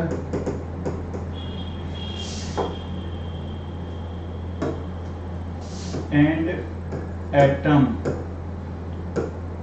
who donates electron decreases its Lewis base nature। जो एटम बैक बॉन्डिंग से इलेक्ट्रॉन पैर को एक्सेप्ट करेगा उसकी इलेक्ट्रॉन डेफिशिएंसी कम हो जाएगी, उसकी इलेक्ट्रॉन डेफिशिएंसी कम होगी तो उसका लेविस एसिड कैरेक्टर कम होगा। लेकिन एक और चीज भी ध्यान रखें कि जो एटम इलेक्ट्रॉन पैर डोनेट कर रहा है, इस केस में इसको ध्यान से देखिए, ये फ्लोरीन ने क्या कर दिया, इसके इलेक्ट्रॉन पैर यहां डोनेट कर दिए, तो अगर ये फ्लोरीन को किसी और को इलेक्ट्रॉन डोनेट करने हैं तो अब ये 2px के इलेक्ट्रॉन उसके लिए अवेलेबल नहीं है, तो उसकी इलेक्ट्रॉन अवेलेबिलिटी क्या हो जाएगी, कम हो जाएगी। तो अगर BF3 में फ्लोरीन को किसी और स्पीसीज को इलेक्ट्रॉन डोनेट करने हैं तो उसके पास इलेक्ट्रॉन की अवेलेबिलिटी लेस होगी। क्यों? क्योंकि उसके 2 इलेक्ट्रॉन तो बैक बॉन्डिंग बनाने में कंज्यूम हो गए हैं, तो उसके पास अब सिर्फ 2py के ही ऑर्बिटल के इलेक्ट्रॉन अवेलेबल है। तो इसका मतलब क्या हुआ कि इस बोरॉन की लेविस एसिड कैरेक्टर कम हुई। किसके कारण? तो कि 2px के इलेक्ट्रॉन, फ्लोरीन के 2px के इलेक्ट्रॉन की बैक बॉन्डिंग के कारण। अब ये फ्लोरीन किसी और को ये 2px के इलेक्ट्रॉन नहीं दे सकता है, उसके पास क्या अवेलेबल है, सिर्फ 2py के इलेक्ट्रॉन ही डोनेट करने के लिए अवेलेबल है। तो इसका मतलब क्या हुआ कि बोरॉन की लेविस एसिड कैरेक्टर कम हुई और फ्लोरीन की क्या होगी, लेविस बेस कैरेक्टर कम हो जाएगी। क्यों?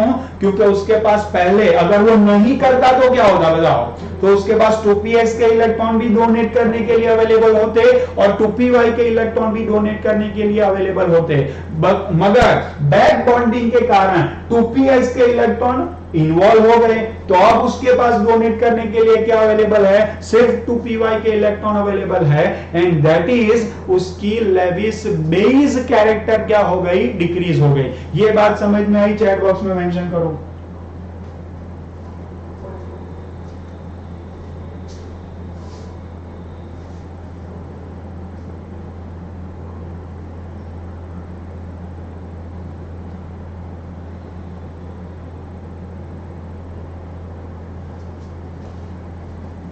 चलो अब एक और इंपॉर्टेंट नोट लगा रहे हैं ध्यान से,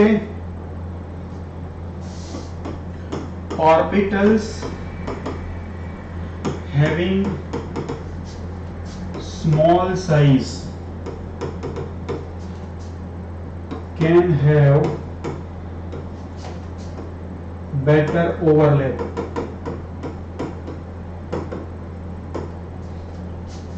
And second thing, orbitals having identical size can have better overlap.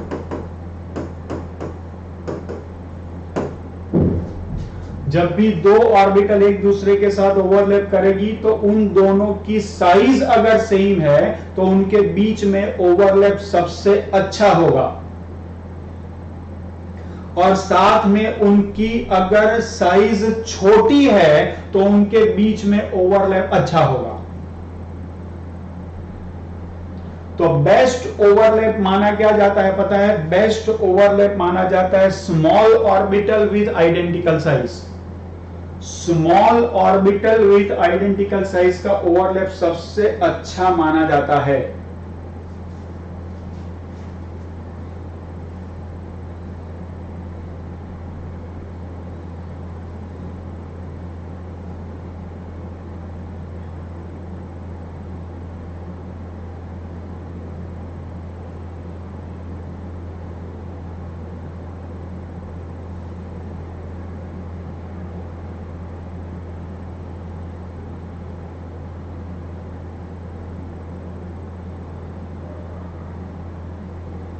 यहां तक लिख लिया आप लोगों ने?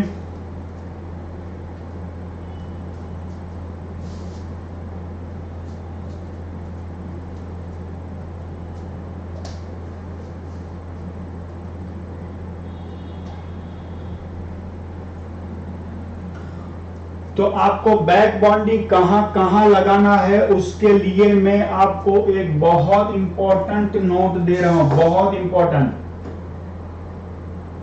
बहुत इंपॉर्टेंट नोट. इसके ऊपर आप चाहे जितने चांद सितारे लगा लें.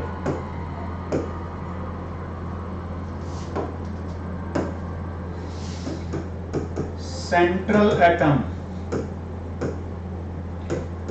Has empty 2p orbital.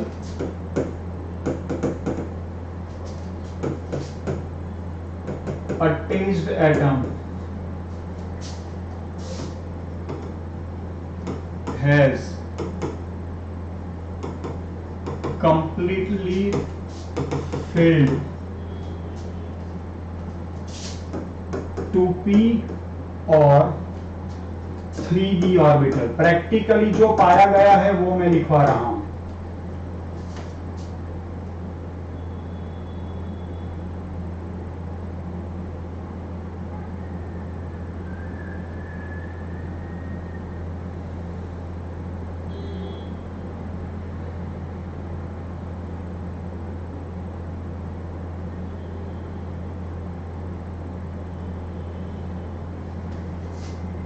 इसको थोड़ा करेक्ट करके लिखे स्टूडेंट्स. 2p 3p और 3d, लेकिन सबसे एफिशिएंट यही होगा. एक ये, और सेंट्रल एटम हैज completely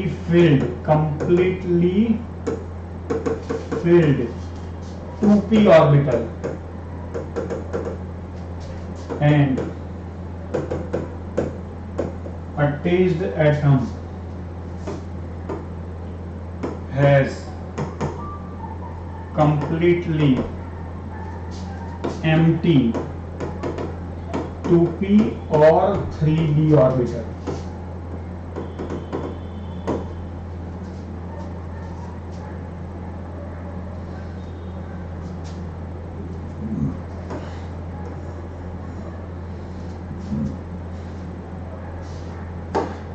दोनों ही फैक्ट बहुत important.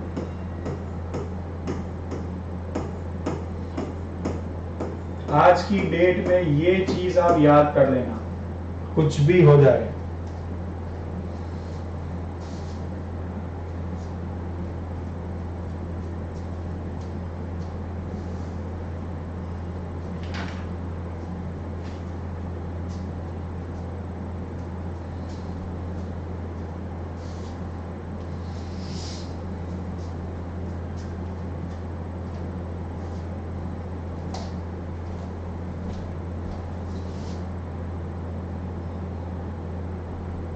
Yes, definitely. BF3 will have better overlap and due to that boron की deficiency वो कम कर देगा।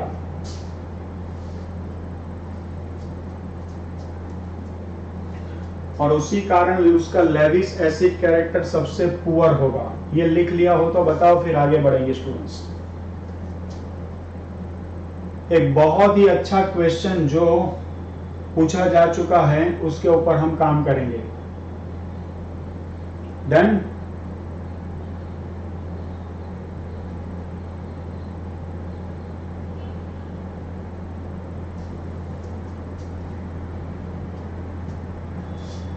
सेंट्रल एटम की एम्प्टी 2p और अटैच्ड एटम की completely filled 2p। 3p 3d भी करते हैं लेकिन इसका ओवरलैपिंग क्या होता है, उसका ओवरलैपिंग पुअर होता है, आप इसे इग्नोर कर सकते हैं। और सेंट्रल एटम की कंप्लीटली फिल्ड 2p और अटैच्ड एटम की completely empty 2p as well as 2p ना हो तो 3d भी चलेगी। अगर ये हो तो बहुत अच्छा बैक बॉन्डिंग हो जाता है। ठीक है, चलो आगे बढ़ते हैं। बहुत ही इंटरेस्टिंग क्वेश्चन।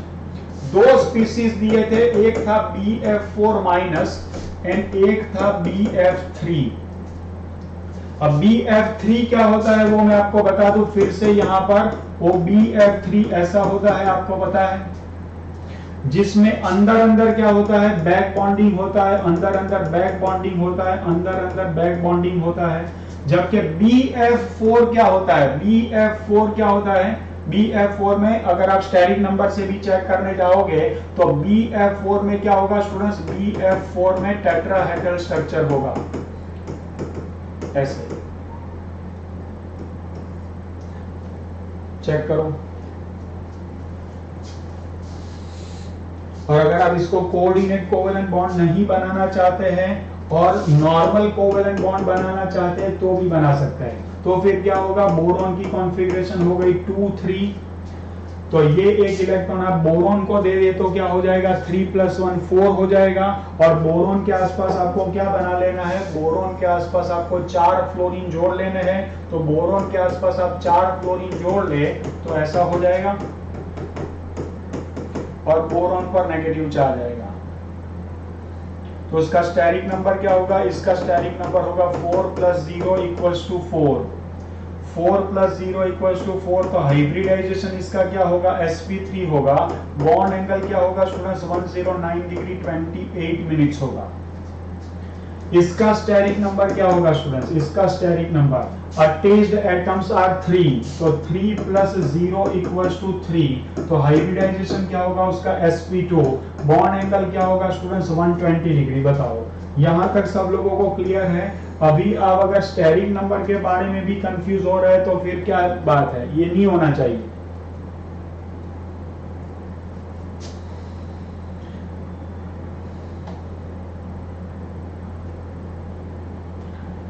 इसका शेप अगर मैं लिखना चाहूं तो क्या होगा, इसका शेप होगा टेट्राहेड्रल। और इसका शेप अगर मैं लिखना चाहूं तो क्या होगा, ट्राइएंगुलर प्लेनर। ट्राइएंगुलर प्लेनर बोलो।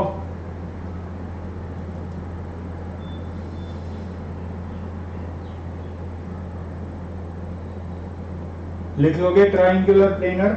अब कंपैरिजन स्टार्ट होती है स्टूडेंट्स, कंपैरिजन कि भाई बॉन्ड एंगल बताओ, कौन सा bond angle, that is FBF bond angle किसका ज्यादा होगा, किसका ज्यादा होगा।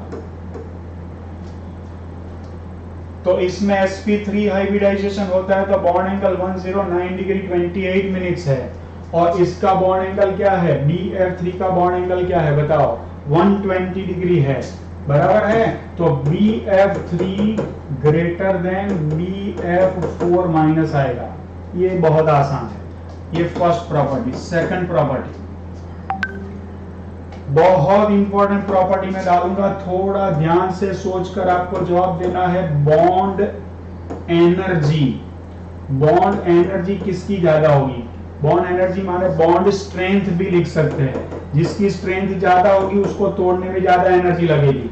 कौन सा बॉन्ड ज्यादा मजबूत होगा? ये बॉन्ड ज्यादा मजबूत होगा या ये BF बॉन्ड ज्यादा मजबूत होगा? चैट बॉक्स में मेंशन करो। BF3 का ज्यादा मजबूत होगा या BF4 माइनस का ज्यादा मजबूत होगा?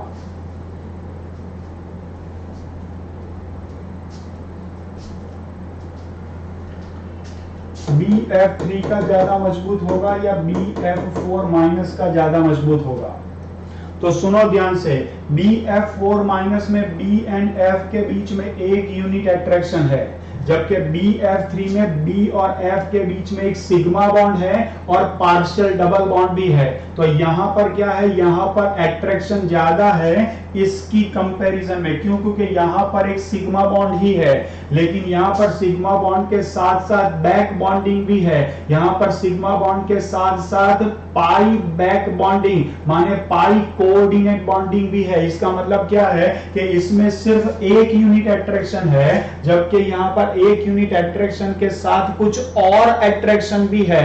तो यहां पर B और F के बीच में अट्रैक्शन का मैग्नीट्यूड ज्यादा है, तो ये बॉन्ड की स्ट्रेंथ क्या होगी? ज्यादा होगी। तो उसे तोड़ने के लिए आपको ज्यादा एनर्जी देनी पड़ेगी। तो BF3 का बॉन्ड ज्यादा स्ट्रॉन्ग है, उसकी एनर्जी भी क्या होगी? ज्यादा होगी। आई होप आप लोगों ने सही लिख लिया होगा। Good, very good. अब उससे रिलेटेड ही मैं एक और क्वेश्चन पूछ लूं तो आप सही आंसर दे पाओगे। That is bond length.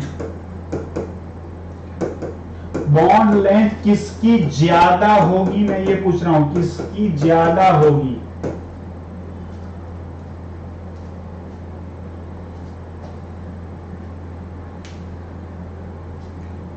अब आपको किसका आंसर देना है स्टूडेंट्स? बॉन्ड लेंथ किसकी ज्यादा होगी? वेरी गुड, आपका आंसर सही होना चाहिए BF4 माइनस। क्यों?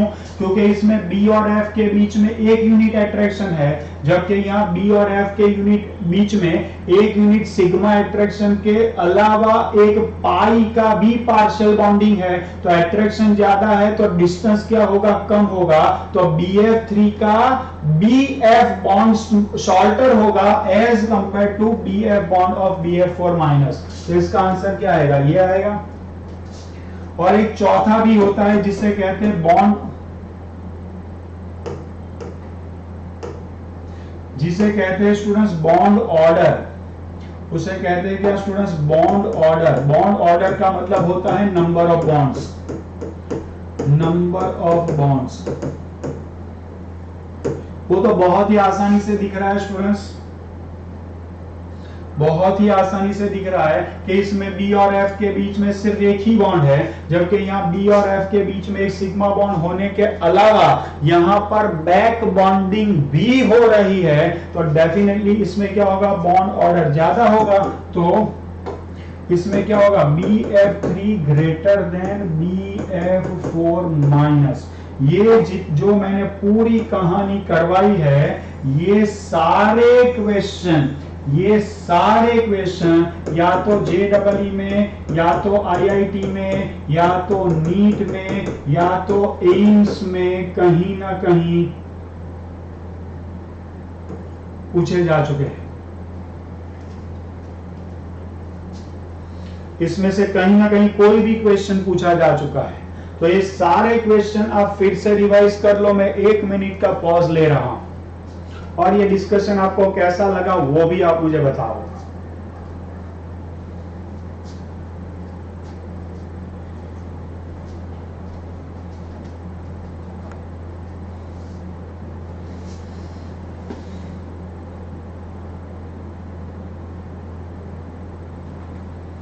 पूरा समझ में आया सब लोगों को?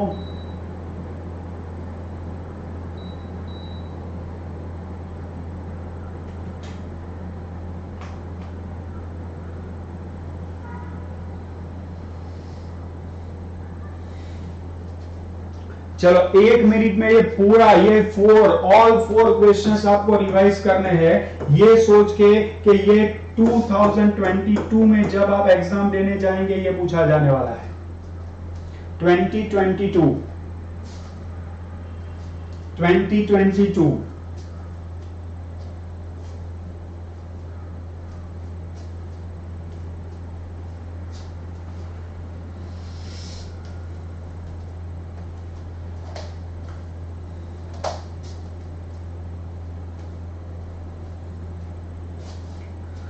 चलो रिवाइज कर लो, थोड़ा रुक जाता हूं मैं डेफिनेटली और फिर आगे बढ़ेंगे। Now I am going to take the example of AlCl3। बहुत ही मस्त एग्जांपल, बहुत ही मस्त।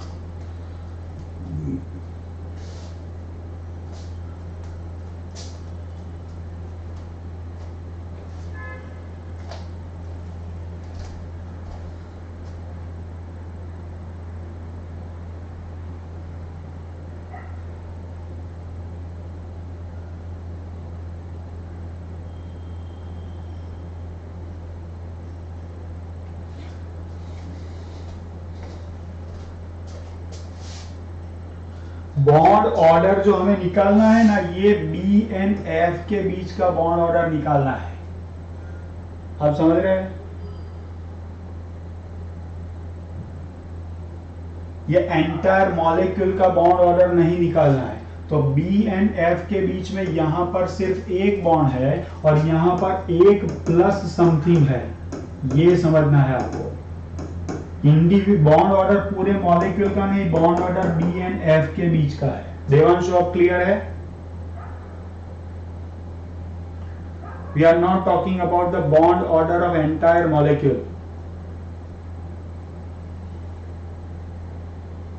Hope it is clear. चलो अब AlCl3 के बारे में बात करेंगे। तो एल्यूमिनियम आपको पता है कि वो होता है 283 और वो बोरोन के बिल्कुल नीचे ही होता है। आपको पता है boron, aluminium, gallium, indium and thallium. ठीक है, तो बोरोन की इलेक्ट्रॉन कॉन्फ़िगरेशन जो होगी वही एल्यूमिनियम की होगी। एल्यूमिनियम के आसपास भी 3 इलेक्ट्रॉन है, इसको एल्यूमिनियम को 3 क्लोरीन के साथ जोड़ लो तो एल्यूमिनियम भी बेचारा ही है। क्यों? क्योंकि उसके आसपास भी ऑक्टेट कंप्लीट नहीं होता है। इलेक्ट्रॉन कितने होते हैं? 6 इलेक्ट्रॉन्स होते हैं। वो बंदा भी इलेक्ट्रॉन डेफिशिएंट होता है और वो बंदा भी क्या करना चाहेगा? वो बंदा भी करना चाहेगा कि वो क्या बना ले? वो भी ऐसी बैक बॉन्डिंग कर ले, लेकिन वो ऐसी बैक बॉन्डिंग कर नहीं पाएगा। क्यों नहीं कर पाएगा बताओ? क्यों नहीं कर पाएगा? चैट बॉक्स में मेंशन करो आप।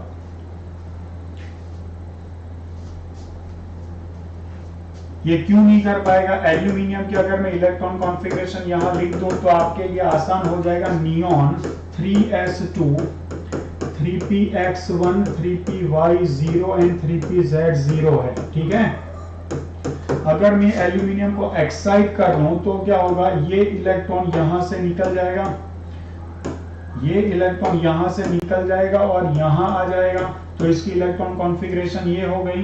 अब ये क्या करेगा? ये क्लोरीन की 3pz के साथ ओवरलैप करेगा, ये क्लोरीन की 3pz के साथ ओवरलैप करेगा। ये अगर क्लोरीन की 3pz के साथ अगर ओवरलैप करता है तो उसका हाइब्रिडाइजेशन कौन सा बनेगा? sp2 बनेगा और उसके ऊपर जो बची पड़ी होगी वो ऑर्बिटल 3pz होगी, एम्प्टी। जो बोरोन में 2pz थी और इसकी अगर कोई ऑर्बिटल होगी ना, ये एल्यूमिनियम है और अगर क्लोरीन है तो क्लोरीन यहां पर होगा और उसकी कंप्लीटली फिर 3px ऐसे होगी।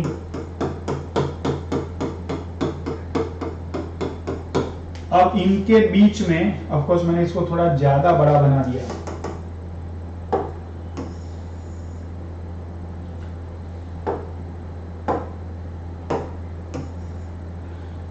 क्लोरीन के अगर मैं बनाऊं तो इसकी ऑर्बिटल क्या बनेगी स्टूडेंट्स? यहां पर ऐसे बनेगी कंप्लीटली फिर 3px, जो 2 बोरोन के केस में पैरेलल जो थी वो 2px थी, तो इसके केस में क्या होगी? 3px होगी। अब देखो ये एल्यूमिनियम है, ये क्लोरीन है, ये दोनों के बीच का डिस्टेंस बहुत ज्यादा होगा और साइज भी ज्यादा होगी।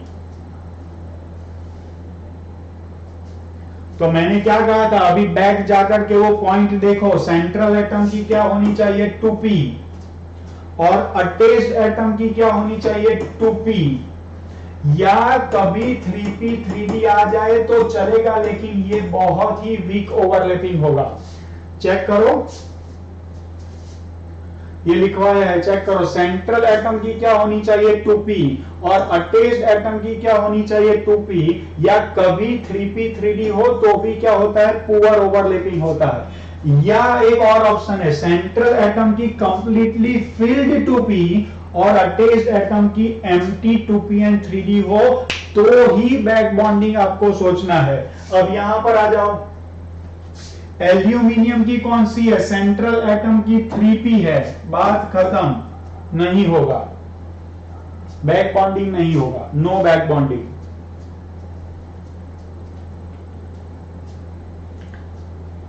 बोलो समझ में आया, नो बैक बॉन्डिंग, यहां प्यार से लिख देता हूं कि नो बैक बॉन्डिंग।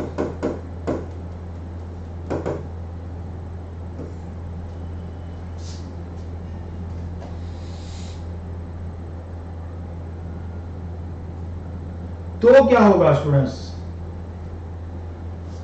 तो अब ये एल्यूमिनियम जो है वो एल्यूमिनियम अपनी इलेक्ट्रॉन डेफिशिएंसी को सेटिस्फाई करने के लिए कुछ तो करेगा। वो क्या करेगा पता है, जो आप लोगों ने ऑलरेडी लिख रखा है, वो क्या करेगा पता है, ये एल्यूमिनियम क्लोरीन क्लोरीन क्लोरीन, ये हो गया एक AlCl3, अब आएगा दूसरा AlCl3। अब ये क्लोरीन के पास क्या है बताओ, ये क्लोरीन के पास जो Lp है ना, उस Lp का इस क्लोरीन से इसके पास, इस क्लोरीन से इसके पास क्या होगा, कोऑर्डिनेट कोवेलेंट बॉन्ड बनेगा। And due to that reason it exists as what, you know, dimer। याद करो, कोऑर्डिनेट वाला पॉइंट निकालो, वहां पर आप लोगों को मिल जाएगा।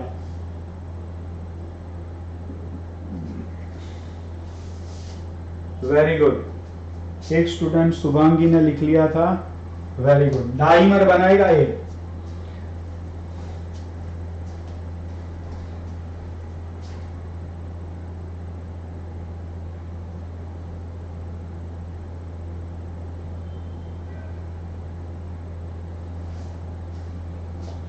Yes, we can say ZIL।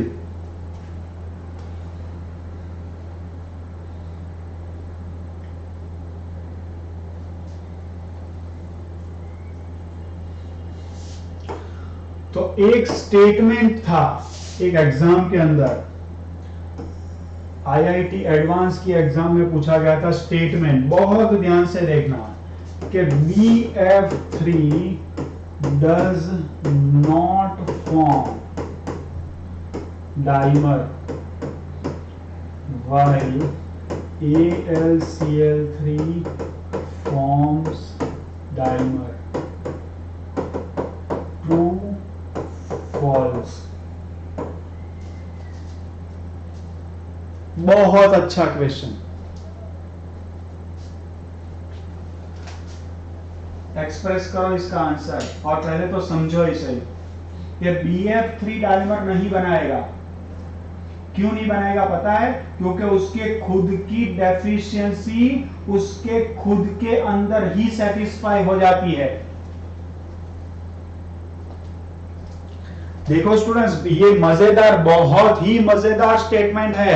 मुझे पता नहीं आप लोगों को थ्रिल आ रही है या नहीं आ रही है, लेकिन मुझे बहुत थ्रिल आ रही है कि BF3 डाइमर नहीं बनाता है और AlCl3 बनाता है। क्यों? क्योंकि BF3 के अंदर बोरॉन के ऊपर जो इलेक्ट्रॉन डेफिशिएंसी है वो अंदर पड़े हुए फ्लोरीन के बैक बॉन्डिंग से ही स्टेबिलाईज हो जाती है, तो उससे कहीं बाहर भीख मांगने जाने की जरूरत नहीं पड़ती है। है, जबकि AlCl3 के अंदर बैक बॉन्डिंग नहीं हो पाता है। इसलिए एक AlCl3 को दूसरे AlCl3 के क्लोरीन को रिक्वेस्ट करनी पड़ती है कि भाई तू आकर के मुझे बॉन्ड इलेक्ट्रॉन पेयर का डोनेशन कर। तो ये इसको डोनेशन करेगा, ये इसको डोनेशन करेगा, and due to that reason they remain associated with each other as a dimer. तो AlCl3 को बाहर से हेल्प लेनी पड़ रही है, इसलिए वो डाइमर है। लेकिन BF3 की जो इलेक्ट्रॉन डेफिशिएंसी है वो अंदर ही सेटिस्फाई हो जाती है, तो वो बाहर क्यों जाएगा? वो नहीं जाएगा। इसलिए BF3 अलोन है, सिंगल मॉलिक्यूल है, जबकि AlCl3 डाइमर है। बोलो, ये समझ में आया?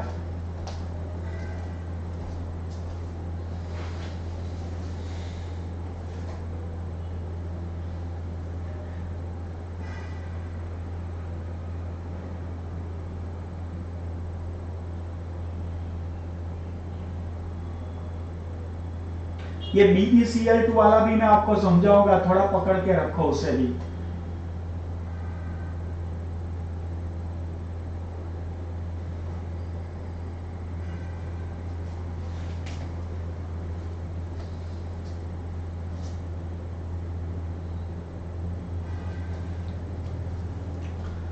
बोलो, ये क्लियर हो गया?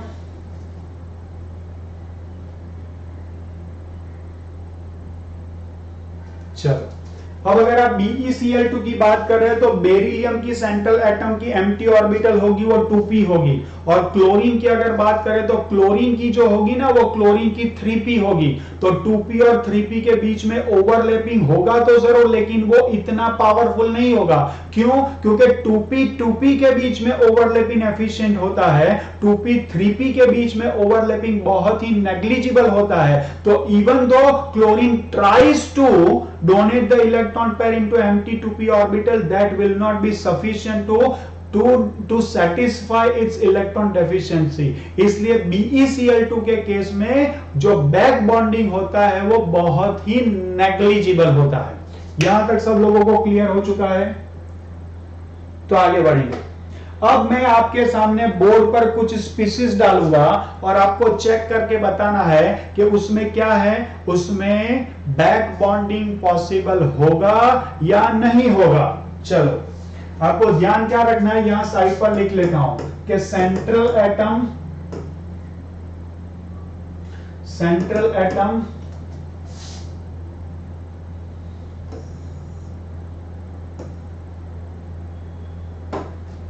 और अटैच्ड एटम। सेंट्रल एटम की एम्प्टी 2p और यहां पर फिल्ड 2p, ये फर्स्ट केस, और यहां सेकंड इसकी फिल्ड 2p, तो अटैच की एम्प्टी 2p और 3d। ये अगर होगा तो आपको क्या कराना है, तो उस कंडीशन में आपको बैक बॉन्डिंग सोचना है स्टूडेंट्स। ठीक है, चलो मैं एग्जांपल डाल रहा हूं आपके सामने फटाफट।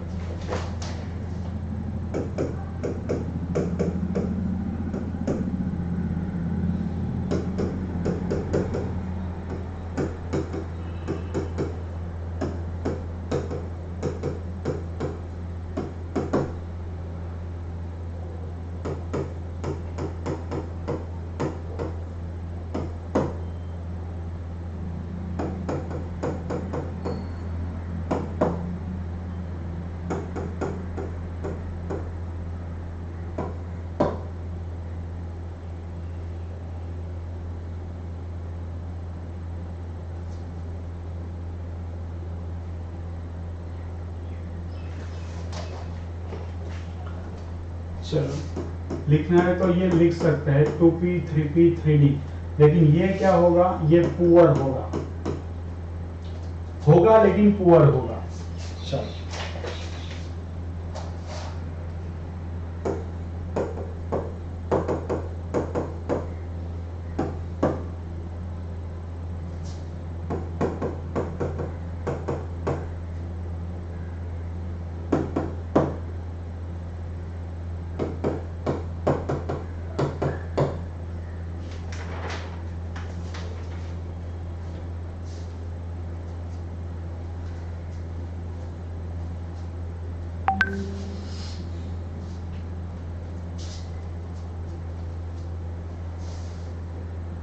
दो एटम के बीच में बॉन्डिंग है, एक एटम के पास अगर एम्प्टी 2p है और अटैच्ड एटम के पास अगर या तो कंप्लीटली फिल्ड 2p है तो बैक बॉन्डिंग होगा, अगर 3p और 3d है तो भी बैक बॉन्डिंग होगा लेकिन वो पुअर होगा, और अगर सेंट्रल एटम की कंप्लीटली फिल्ड 2p है और अटैच्ड एटम की अगर completely empty completely empty 2p या तो 3d है तो भी ओवरलैपिंग होगा।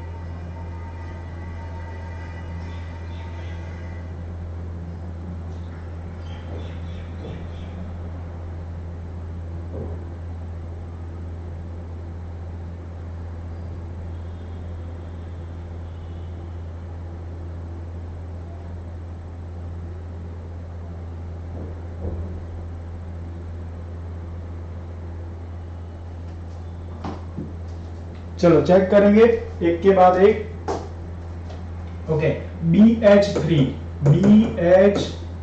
की अगर मैं बात करूं तो डेफिनेटली ये बोरॉन के पास एंटी ऑर्बिटल तो होगी लेकिन हाइड्रोजन के पास डोनेट करने के लिए कुछ नहीं होगा, तो इसको मैं निकाल देता हूं और यहां पर मैं बहुत क्लियर कट लिख दूंगा कि इसमें नहीं होगा। BF3 ऑलरेडी हम कर चुके हैं तो डेफिनेटली इसमें होगा, तो इसको टिक कर देते हैं। BCl3 में होगा लेकिन बहुत पुअर होगा, और BBr3 में मैं डाल दूंगा कि होगा ही नहीं। BBr3 में मैं डाल दूंगा कि होगा ही नहीं। ठीक है, अब यहां पर आ जाओ BCH3, तो ये क्या होगा, BCH3 ऐसे होगा और BCH3 ऐसे होगा और ये BCH3 ऐसे होगा। बताओ अब बोरोन के पास तो एम्प्टी ऑर्बिटल होगी, लेकिन क्या कार्बन के पास कोई कंप्लीटली फिल्ड एलपी होगी? बिल्कुल नहीं हो सकती। क्यों? क्योंकि कार्बन के अपने 4 इलेक्ट्रॉन होते हैं और वो 4 इलेक्ट्रॉन तो 4 बॉन्ड बनाने में कंज्यूम हो गए हैं। तो बोरोन के पास तो एम्प्टी ऑर्बिटल है, लेकिन कार्बन के पास नहीं है। तो ये जो BCA3 थ्राइस है, ये BCA3 थ्राइस में भी क्या होगा? बैक बॉन्डिंग नहीं होगा। ये समझ में आया? 5 नंबर समझ में आया? सब लोगों को चैट बॉक्स में मेंशन करो।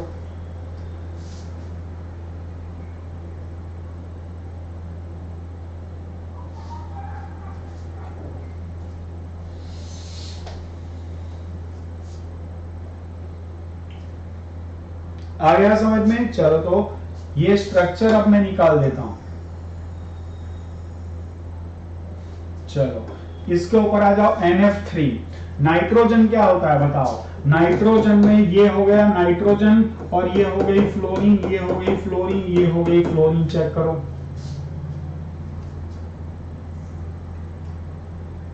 क्या होगा बताओ? NF3 में क्या होगा? फ्लोरीन के पास एलपी होगी, ये फ्लोरीन के पास एलपी है, 2p ऑर्बिटल वाली ही एलपी है।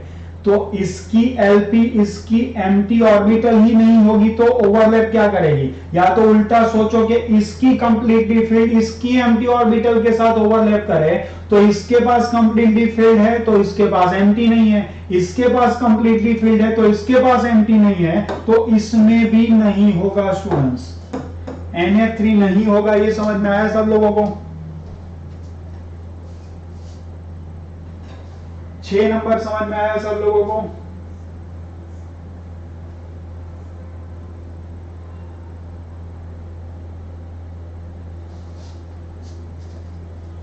अब ये एक बहुत ही इंटरेस्टिंग केस है, बहुत ही इंटरेस्टिंग केस। नाइट्रोजन को देखो ध्यान से। नाइट्रोजन के पास एलपी है, chlorine chlorine chlorine.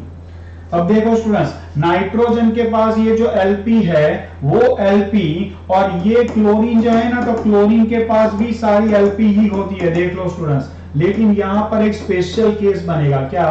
Chlorine, chlorine का क्या है? n=3 है principal quantum number. Chlorine third period का एलिमेंट है, उसका प्रिंसिपल क्वांटम नंबर क्या है? n=3। इसकी इलेक्ट्रॉन कॉन्फ़िगरेशन ही लिख देता हूं, that is neon 3s2 3p5 होता है। बताओ, थोड़ा ठीक से लिख दूं।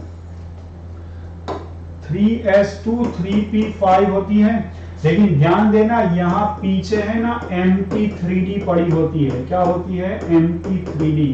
तो इसकी कंप्लीटली फिल्ड और इसकी कंप्लीटली एम्प्टी के बीच में ओवरलैपिंग हो जाएगा, तो इसका आंसर आएगा यस।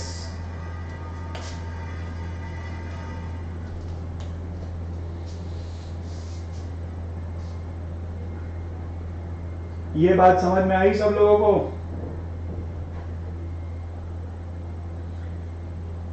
NCl3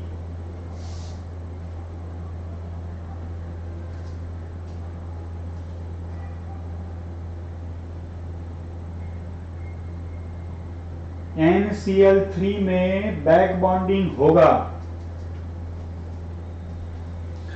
क्यों? क्योंकि नाइट्रोजन की कंप्लीटली फिल्ड और क्लोरीन की एम्प्टी 3d के बीच में बैक बॉन्डिंग होगा।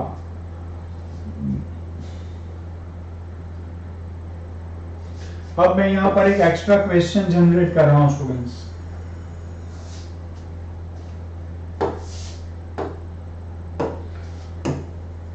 Who has more Lewis base nature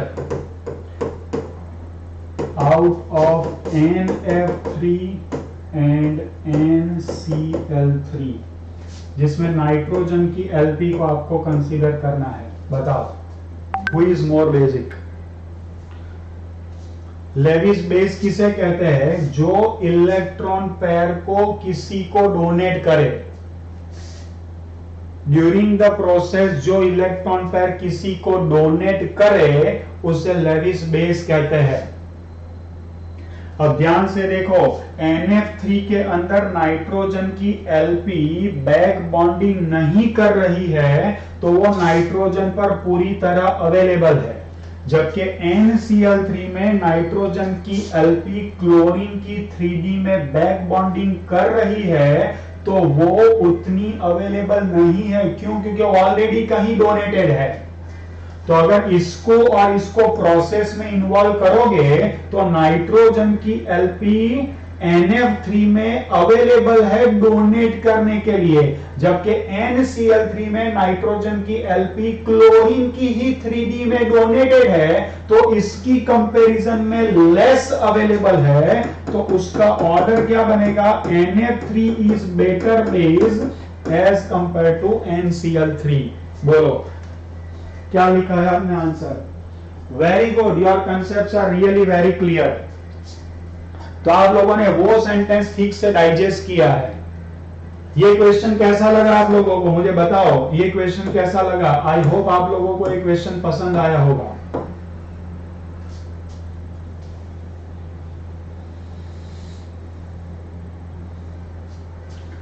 चलो आगे बढ़ते हैं स्टूडेंट्स, यहां पर आ जाओ। NH2BH2, ध्यान से देखो, ये है BH2 और ये है NH2। यहां पर मैं 2 डॉट दिखा दूं तो काम खत्म हो जाएगा। बताओ, ये बोरॉन के पास empty2p होती है और ये नाइट्रोजन के पास कंप्लीटली फिल्ड है, तो इसकी कंप्लीटली एम्प्टी और इसकी कंप्लीटली फिल्ड के बीच में क्या हो जाएगा? ओवरलैपिंग हो जाएगा, तो डेफिनेटली बन जाएगा। Same is the case with this BH2 and fluorine. बताओ, इसके पास कंप्लीटली एम्प्टी है और इसके पास कंप्लीटली फिल्ड है, इसकी भी 2p होगी, इसकी भी 2p होगी, तो इन दोनों के बीच में ओवरलैप हो जाएगा, तो इसमें भी हो सकता है। अब ये देख लो OHBH2, इसकी कंप्लीटली एम्प्टी होगी और इसकी कंप्लीटली फिल्ड 2p होगी, इन दोनों के बीच में भी हो जाएगा, तो ये सारे 8, 9, 10 तीनों में हो जाएगा।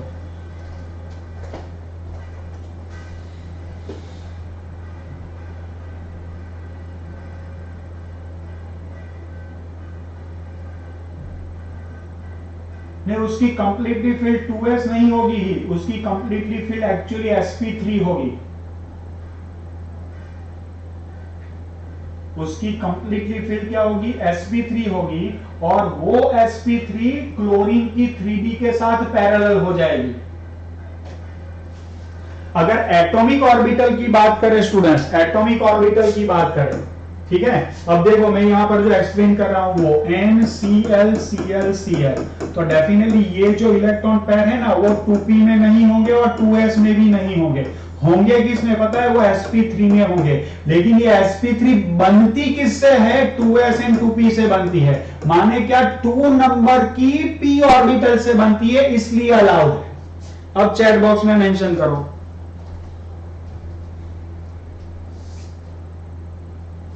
ये समझ में आया?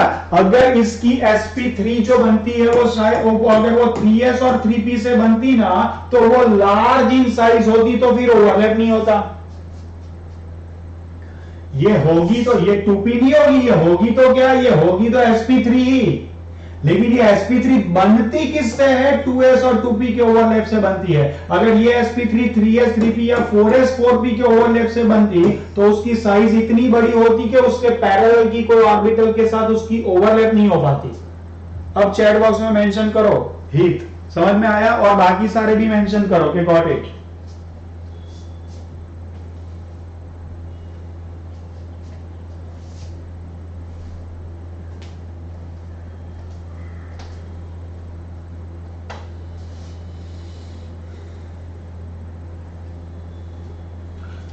अब सेम वे अगर यहां पर क्वेश्चन पूछा है तो इसका आंसर मैं बना देता हूं BeF2। BE में क्या होता है आपको पता होगा। BeF2 के केस में बेरिलियम का हाइब्रिडाइजेशन sp है, चेक करो। तो यहां पर हाफ फील्ड ऑर्बिटल और यहां पर हाफ फील्ड ऑर्बिटल, फ्लोरीन का क्या हो जाएगा? यहां इसके साथ ओवरलैप हो जाएगा। फ्लोरीन का क्या हो जाएगा? यहां इसके साथ ओवरलैप हो जाएगा। तो ये बॉन्ड बन चुका है। बताओ अब बेरिलियम की क्या होगी? आपको पता होगा कि बेरिलियम की इलेक्ट्रॉन कॉन्फ़िगरेशन यहां मैं बना लूं तो ही ऑफ कोर्स एक्साइटेड स्टेट की ही बनाता हूं।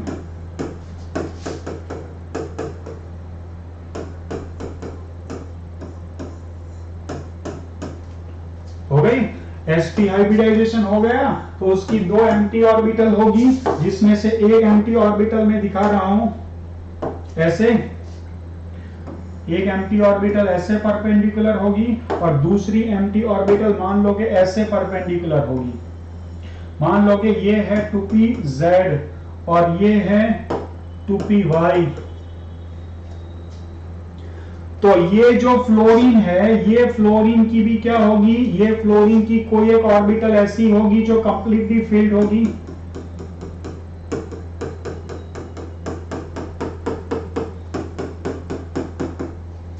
और ये फ्लोरीन की कोई और होगी जो मान लो कि ये मैंने जो लिखी है ये इसके साथ इसकी 2py पैरेलल हुई, और ये मैं जो बना रहा हूं ये जो है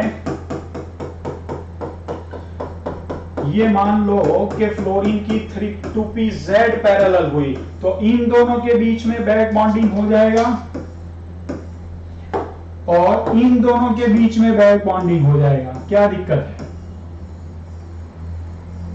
तो अगर आपको दिखाना है पूरा स्ट्रक्चर तो आप ऐसा दिखा सकते हैं BEF F, यहां से आप दिखा सकते हैं कि ये बैक बॉन्डिंग हुआ और यहां से दिखा सकते हैं कि ये बैक बॉन्डिंग हुआ। इसमें बैक बॉन्डिंग होगा अब बिग यस होगा, लेकिन BeCl2 में नहीं होगा। बोलो जिल, रिप्लाई नाउ।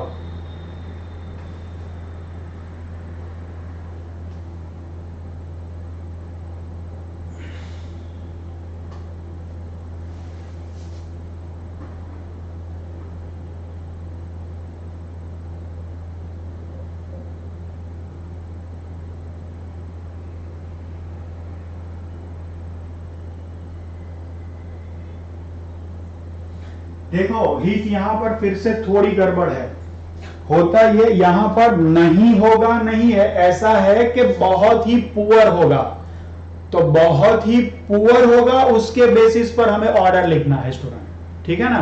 तो हीट ये बात ध्यान रखना, नहीं होगा का मतलब ये करेंगे कि होगा तो जरूर, लेकिन ये 2p के बीच में जितना होता है उसकी कंपैरिजन में ना के बराबर होगा। तो उसमें भी जो बैक बॉन्डिंग का जो पावर है ना, जो ना के बराबर है, वो ना के बराबर भी बैक बॉन्डिंग का पावर इलेक्ट्रोनेगेटिविटी को ओवरकम कर जाता है।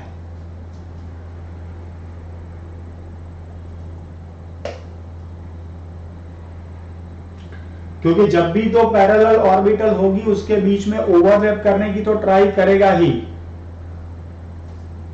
तो B और Br के बीच में जो ना के बराबर ओवरलैपिंग हो रही है ना, दैट मच ना के बराबर ओवरलैपिंग भी इलेक्ट्रोनेगेटिविटी के फैक्टर को क्या कर जाती है, ओवरकम कर जाती है। And that is the reason के BBr3 और BI3 का ऑर्डर आप जो एक्सपेक्ट कर रहे हैं उससे उल्टा बनता है उसमें।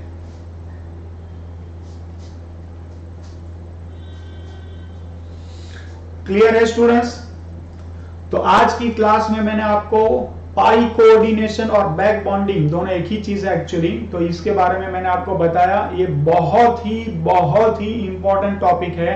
नेक्स्ट क्लास में इसको फिर से रिवाइज करेंगे और इसके रिलेटेड और क्वेश्चन सॉल्व करेंगे।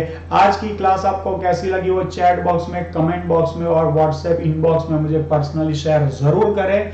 It will help me to help you out कि आपको कितनी डिटेल में समझ आई है। अगर आपको कुछ डाउट्स वगैरह भी है तो आप डाउट्स भी मेरे साथ व्हाट्सएप पर शेयर कर सकते हैं। उसके बेसिस पर नेक्स्ट क्लास में मैं अकॉर्डिंगली रिवीजन आपको करवा लूंगा और फिर उससे आगे हम बढ़ेंगे। ठीक है students, thank you so much, keep learning, enjoy chemistry. जय हिंद।